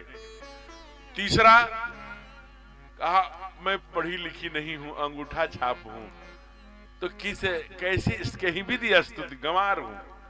कहा पागल हो, न मेरा पढ़े लिखे से ज्ञानी से मतलब है, और न ही हमारा बहुत अच्छे जाति बिरादरी से मतलब है, न ही हमारा नारी पुरुष लिंग भेद से। आज लोग पढ़ा न लिखा दरोगा नाम, एक चौपाई पढ़ लेंगे, ढोल गंवार शूद्र पशुनारी, इतना नाटक कर रहे हैं दुनिया में। तो पहले स्वाध्याय करना चाहिए कि कहां से कौन सी बात किसके लिए कब कही जा रही है। इसलिए बाबा हमारे भगवान जितना नारी को मानते हैं, बल्कि पुरुष से ज्यादा माताओं को सम्मान दिया। हमारे यहाँ बहुत पहले ऋषि ने कह दिया, यत्र नारी पूजन्ते रमन्ते यत्र देवता। जिस परिवार में, जिस घर में नारी की पूजा होती है, भगवान वहीं वास करते हैं। हो है? इतना डंडा ठोक के कह दिया, उसके बाद भी हम। तब माँ ने पूछा, प्रभु अच्छा बताइए ना कि हम काहे आते हैं दुनिया में। तब कहा ये काम के लिए। देखिए माँ से बता रहे हैं, किसी ने से नहीं पूछा। कहा जीवन में आकर के करना करणीय कार्य क्या है प्रभु, अब आप बताइए। संतों ने सब बता दिया, केवल कथा। कोई कहता है कि जिनके श्रवण समुद्र समाना, कथा तुम्हार सुनई सुबनाना। प्रहलाद जी कहते हैं श्रवणम कीर्तनम, सुखदेव जी कहते हैं श्रोतव्यम कीर्तितव्यम। आप बताइए, आप भगवान हैं, आप सबका निर्णय करिए। भगवान क्या बोले, अरे प्रथम भगति संग तन कर संगा, प्रथम भगति तन कर संगा, प्रथम भगति तन कर संगा, प्रथम भगति तन कर संगा।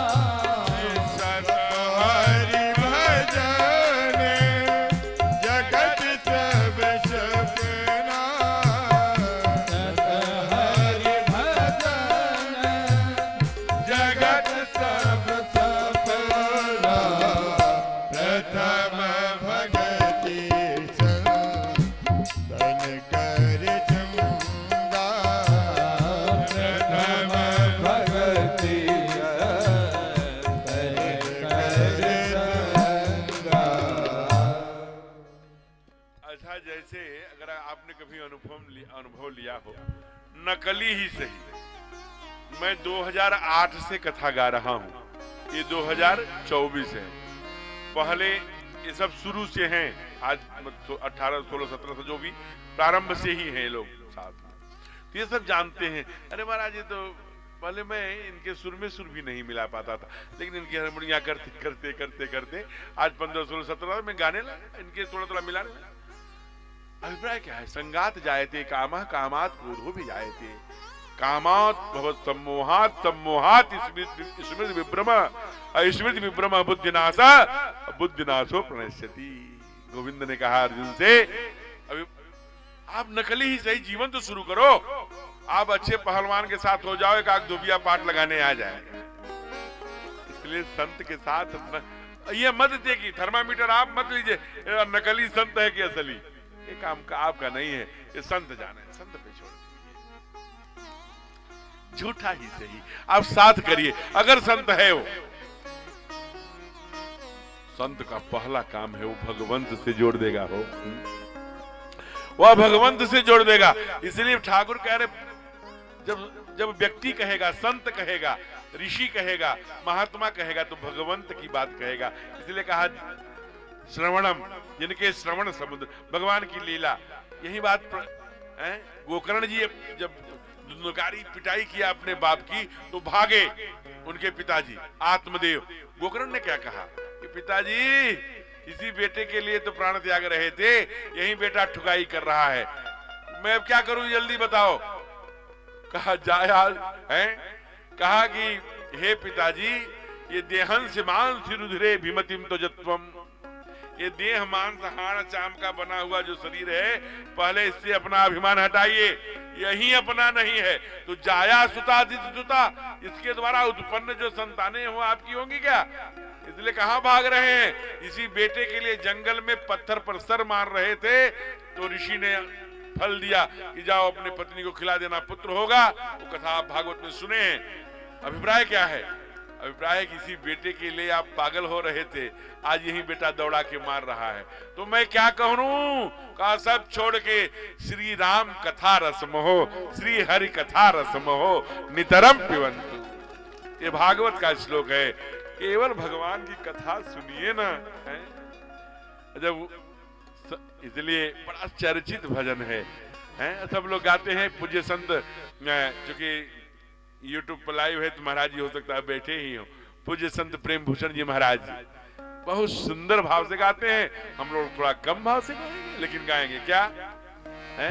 जय जय राम कथा, जय जय राम कथा, सब गाइए। ओ जय जय राम कथा, जय जय राम कथा, ओ जय जय राम कथा, जय श्री राम कथा, जय जय राम कथा, जय जय राम कथा। इसे श्रवण कर मिट जाती है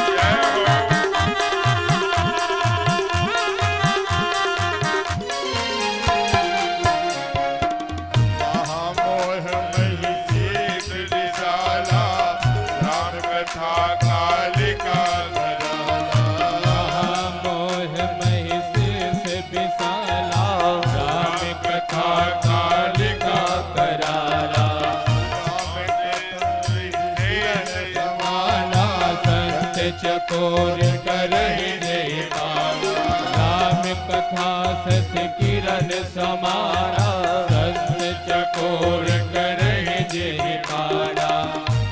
कर सभी अमर हो जाए, कर तू भी अमर हो जाए, कर सभी अमर हो जाए, कर तू भी अमर हो जाए।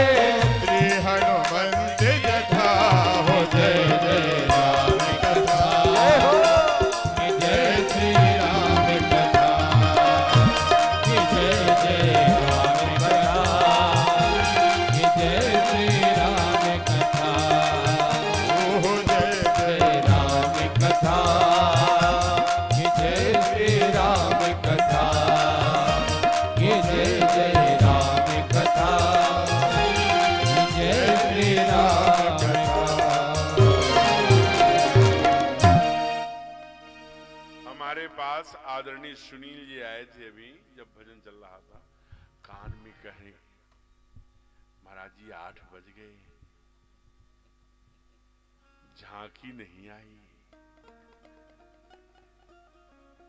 मैं बुलवाऊं? हाँ बुलवाइए।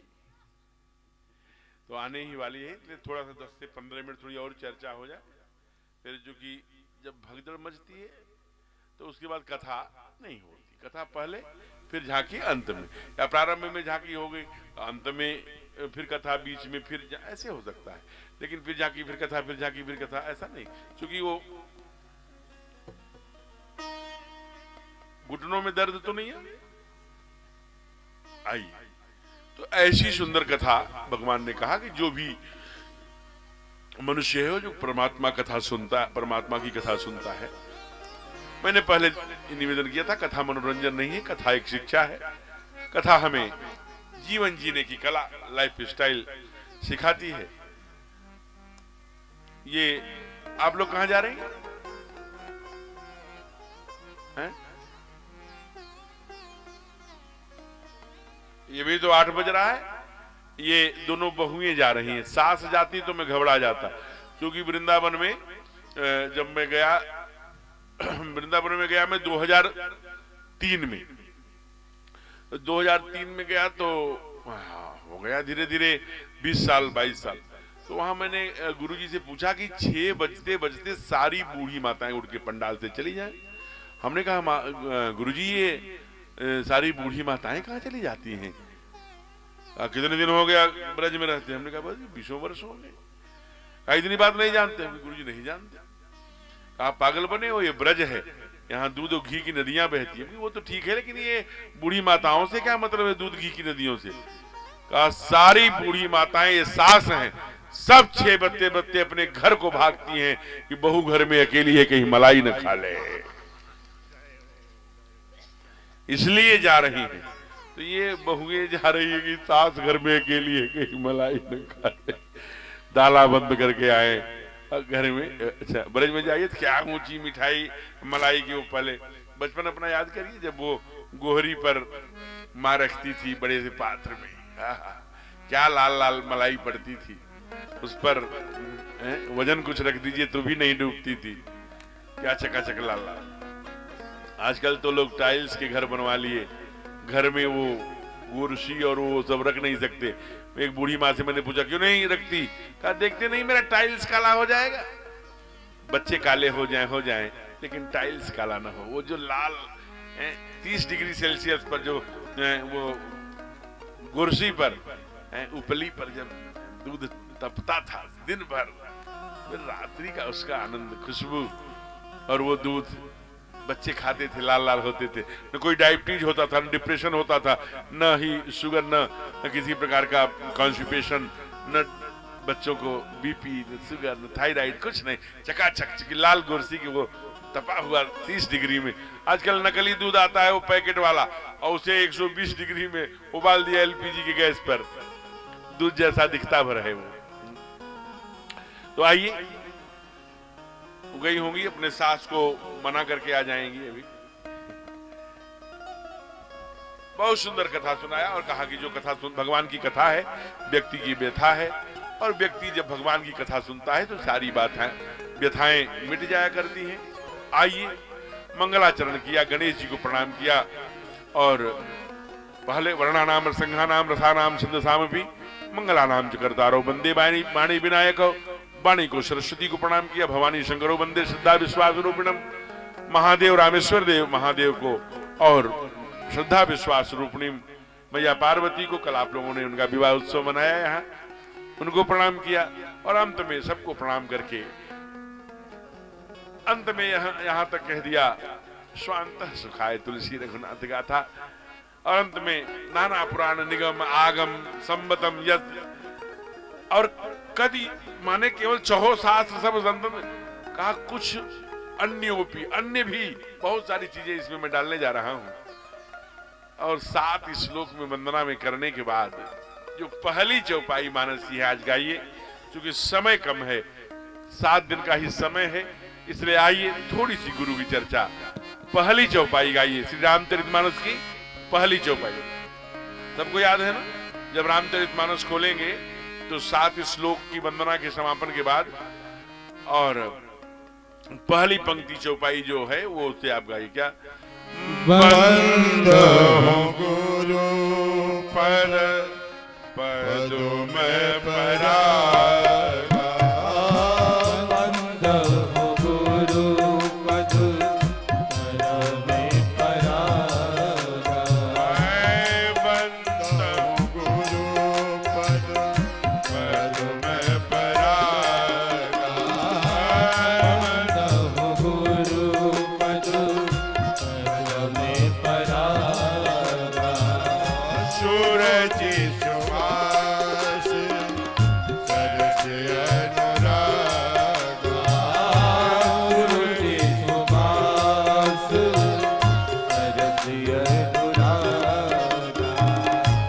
अमिया मोरी में चूरन चारो, ये मोरी मैं चूरन चारो, समन सकल भव रुचि परिवारो, सकल भव रुचि परिवारो,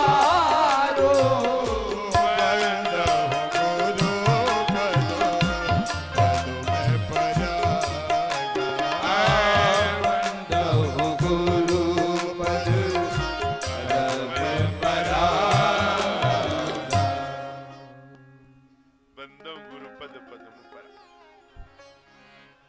गुरु के पाद पद्मों की वंदना कर रहे हैं और कहते हैं सूरज सुभाष सरस अनुरागा। उनके चरणों की रज की जो सुगंध है, सुभाष है ना,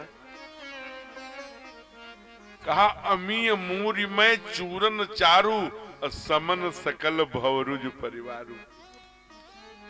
भवरुज के संपूर्ण परिवार को नाश करके बेड़ा पार लगा देगी, भवसागर पार उतार देगी हो। पहले आइए थोड़ा सा गुरु पर चिंतन किया जाए।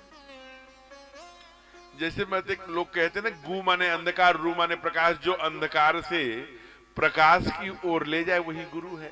थोड़ा क्लिष्ट है, कैसा प्रकाश, कौन अंधकार, थोड़ा सा। अच्छा, गुरु कोई भगवा पहन के आ जाए गुरु है, कोई सफेद कुर्ती पहन ले और पटका पहन ले तो गुरु है क्या?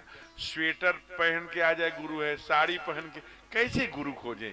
आइए हम दोनों लोग मिलके खोजें कैसे गुरु की क्या पहचान किया जाए।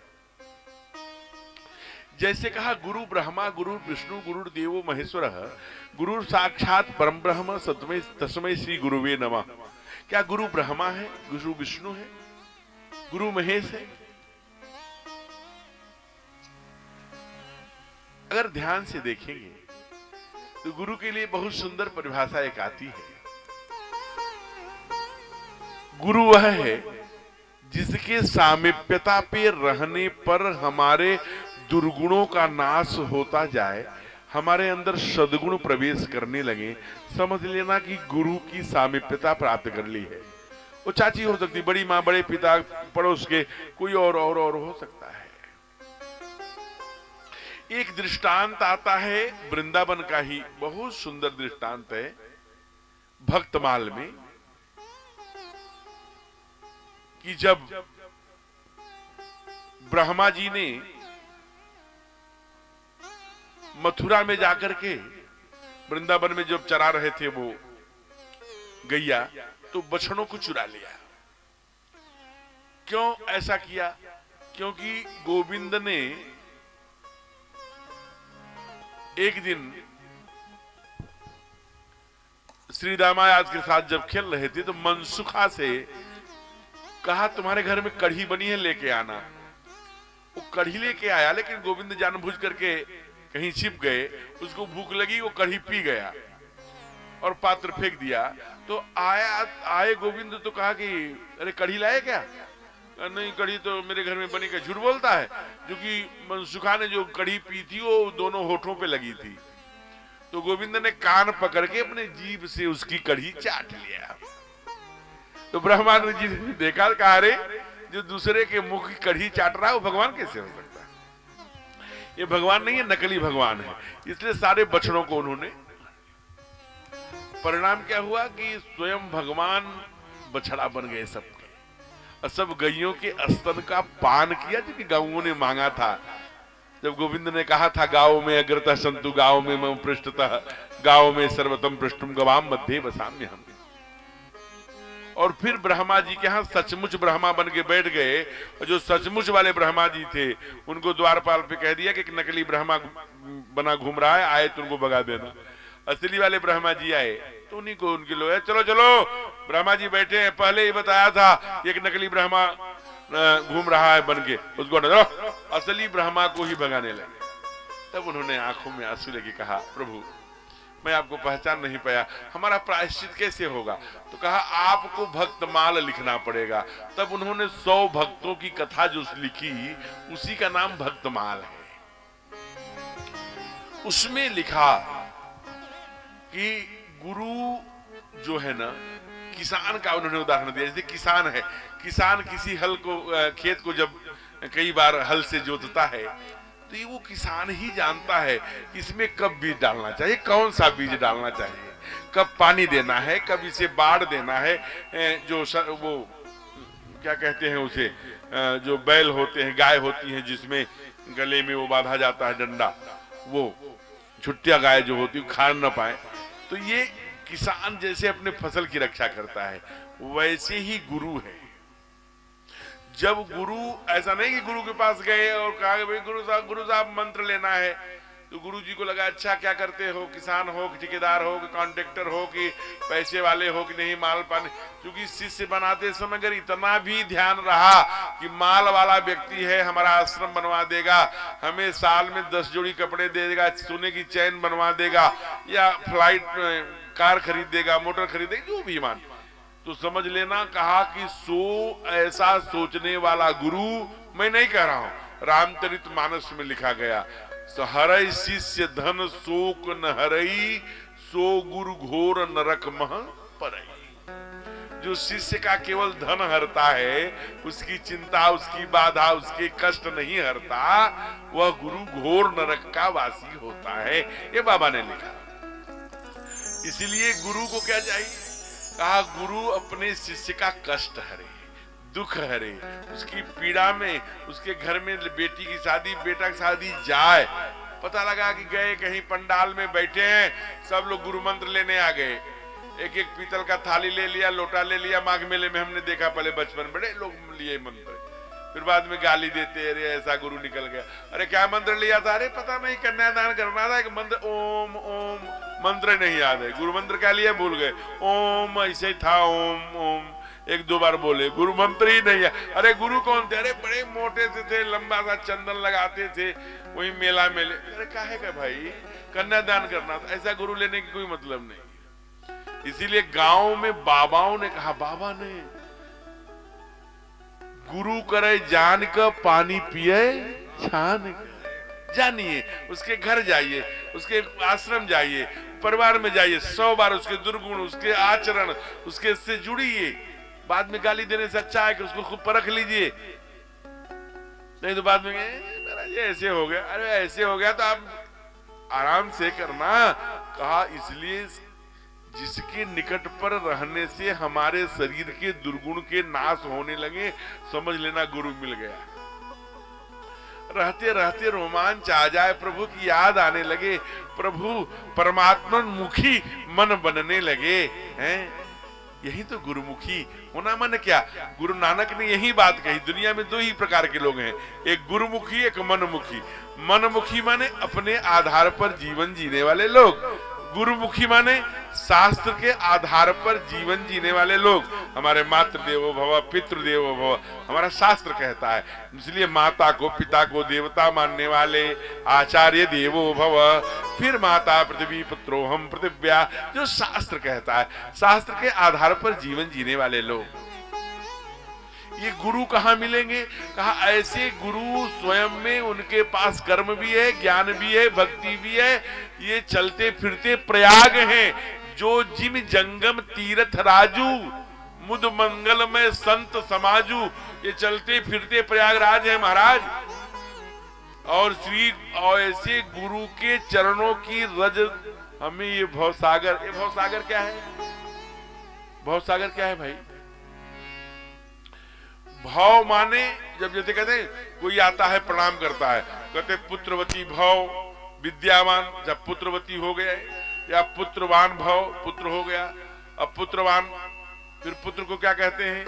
विद्यावान भाव विद्यावान हो गया, फिर कहता पत्नीवान भाव पत्नीवान हो गया, फिर नौकरीवान भाव वो भाव, अंतिम तक होते होते वो माने ये नहीं रहता कि भाई फिर पितावान, फिर बाबावान, फिर पर बाबा, कब तक? एक निश्चित समय ते आएगा। भाव भाव भाव भाव, आज बेटे बन के आए थे, पिता बन गए, बाबा बन गए, दादा बन गए, पर बाबा बन गए, लेकिन शास्त्र यही कहना चाह रहा, गुरु यही कह रहा है। गुरु का क्या काम है? यही याद दिलाना। भव सागर पार माने भाव भाव, जो सागर माने तो समुद्र ठीक है, लेकिन कौन सा भाव?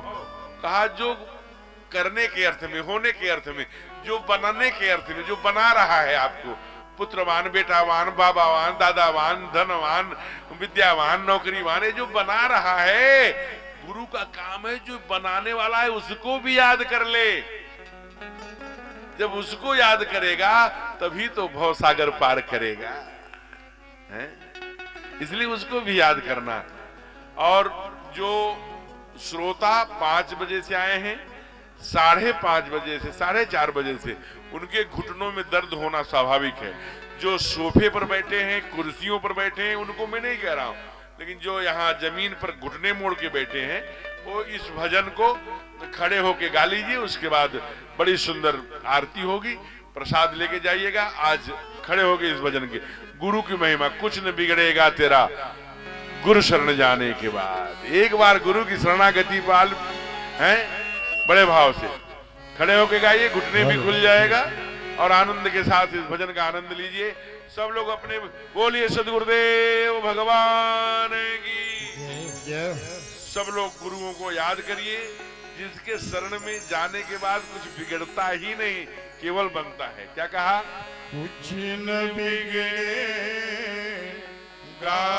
तुम्हारा। कहाँ पर? गुरु चरण आने के बाद कुछ न बिगड़ेगा तुम्हारा। गुरु चरण आने के बाद कुछ न बिगड़ेगा तुम्हारा। गुरु चरण आने के बाद बिगड़ेगा तुम्हारा।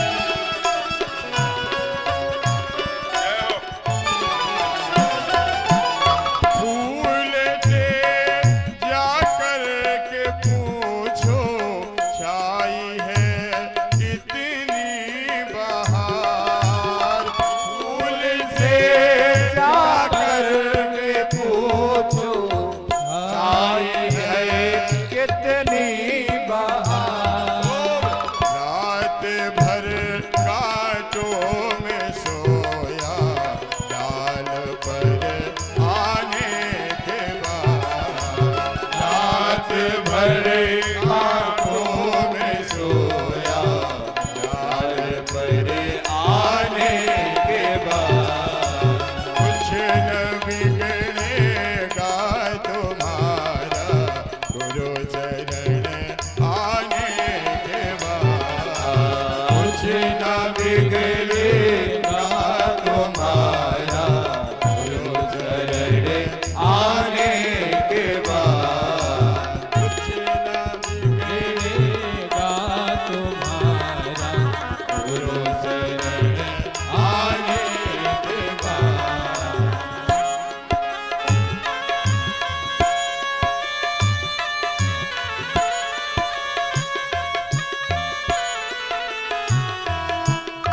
बैठ जाइए।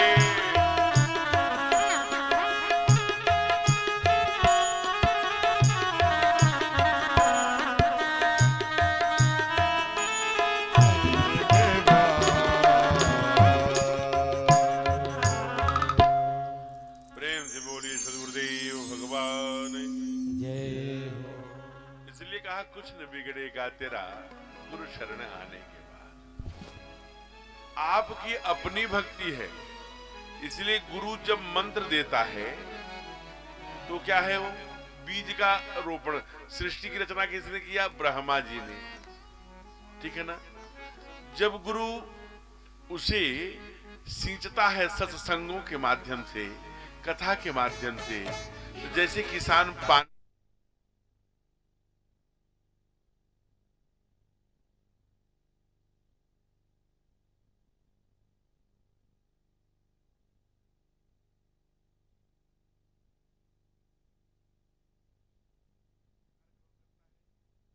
रूप में गुरु ब्रह्मा गुरु विष्णु गुरुदेव महेश्वर, जब वह बीज देता है गुरु तो ब्रह्मा के रूप में हो जाता है।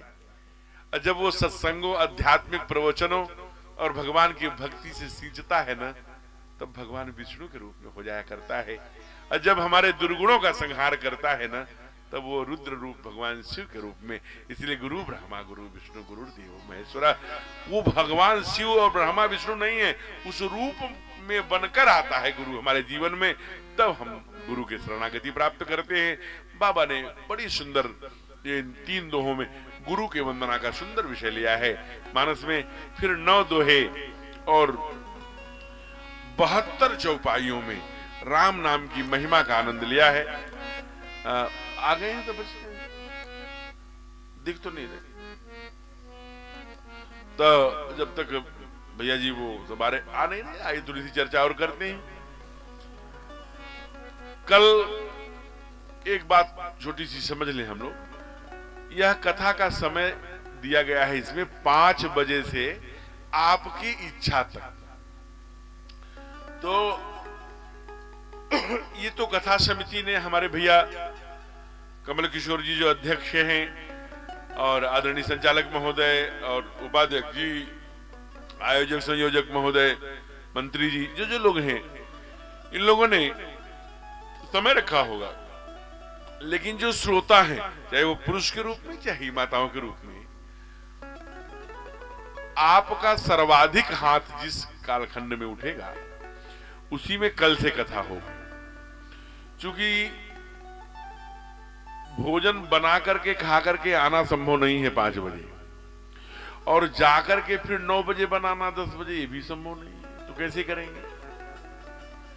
तो आप अपने सुविधानुसार कर लेना। हमको तो काम केवल कथा करना है, हमको दूसरा कोई काम नहीं। आप 6 बजे बुलाओगे, 5 बजे बुलाओगे, 4 बजे बुलाओगे, 3 बजे बुलाओगे, 2 बजे बुलाओगे, रात में बुलाओगे, हम हर समय। तो आप बताना, हम जैसे 3 समय बोलेंगे जिसमें सबसे ज्यादा हाथ उठेगा कल कथा उसी में होगी। एक समय है 4 बजे से 7 बजे तक, 4 बजे से 7 बजे। दूसरा है 5 बजे से 9 बजे तक।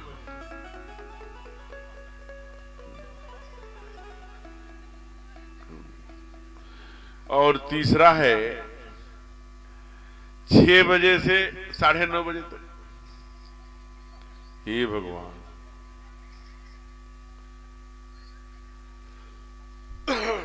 अच्छा 3 बजे से, और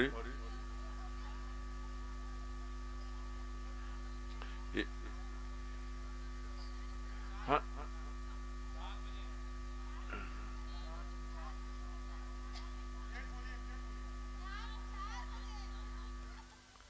नहीं भाई, ये तो डेमोक्रेसी लोकतंत्र है, जिसको जिस तरह आदि कोट पड़ेगा वही।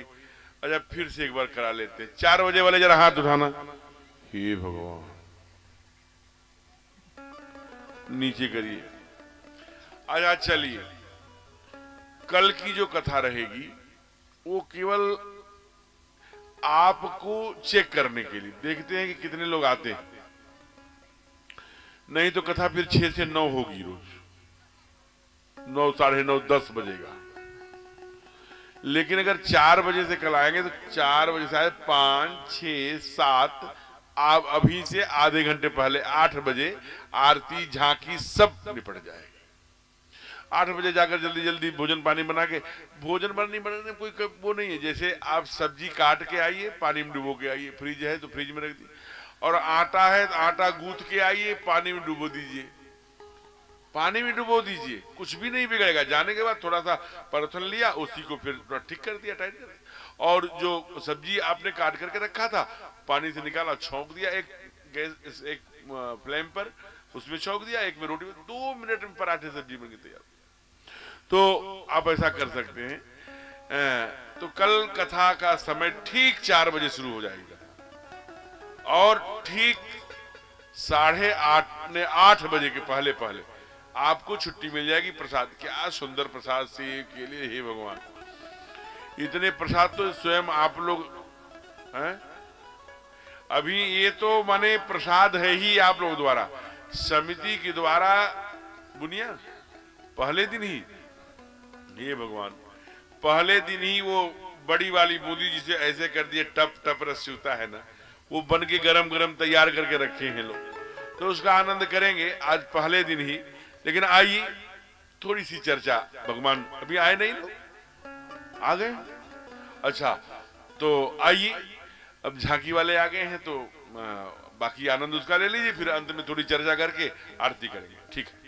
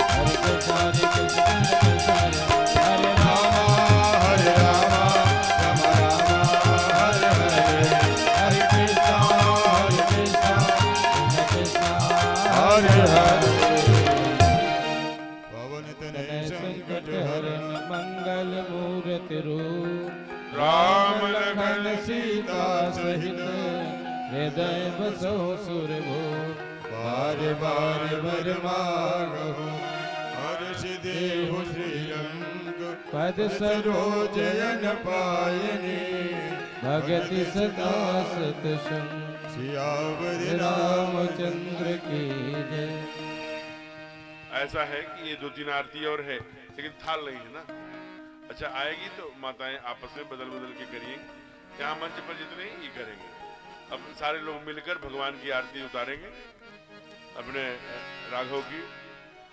सारा संसार उतारे तेरी आरती, बड़े भाव से गाएंगे। ओम चंद्रमा मन सूर्याद सूर्यादो सूर्यो अजायत श्रोताभ्यायुष प्राणश मुखादनिर्जायत। श्याम राघव तेरी आरती रघुरैया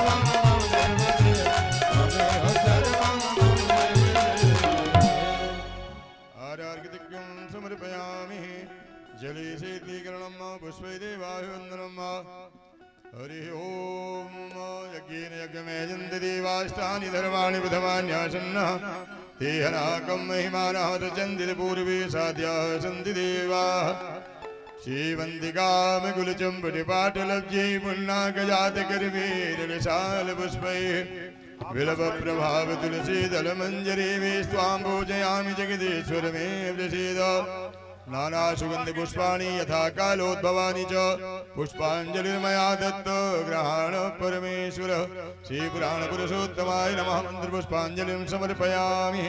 बोलिए नारायण भगवान की जय। बोलिए वेद व्यास जी महाराज की जय। धर्म की अधर्म का प्राणियों में विश्व का गौ माता की गौ हत्या सत्य सनातन धर्म की बोले सदगुरुदेव भगवान की नमः। पार्वती पदे हर हर महादेव।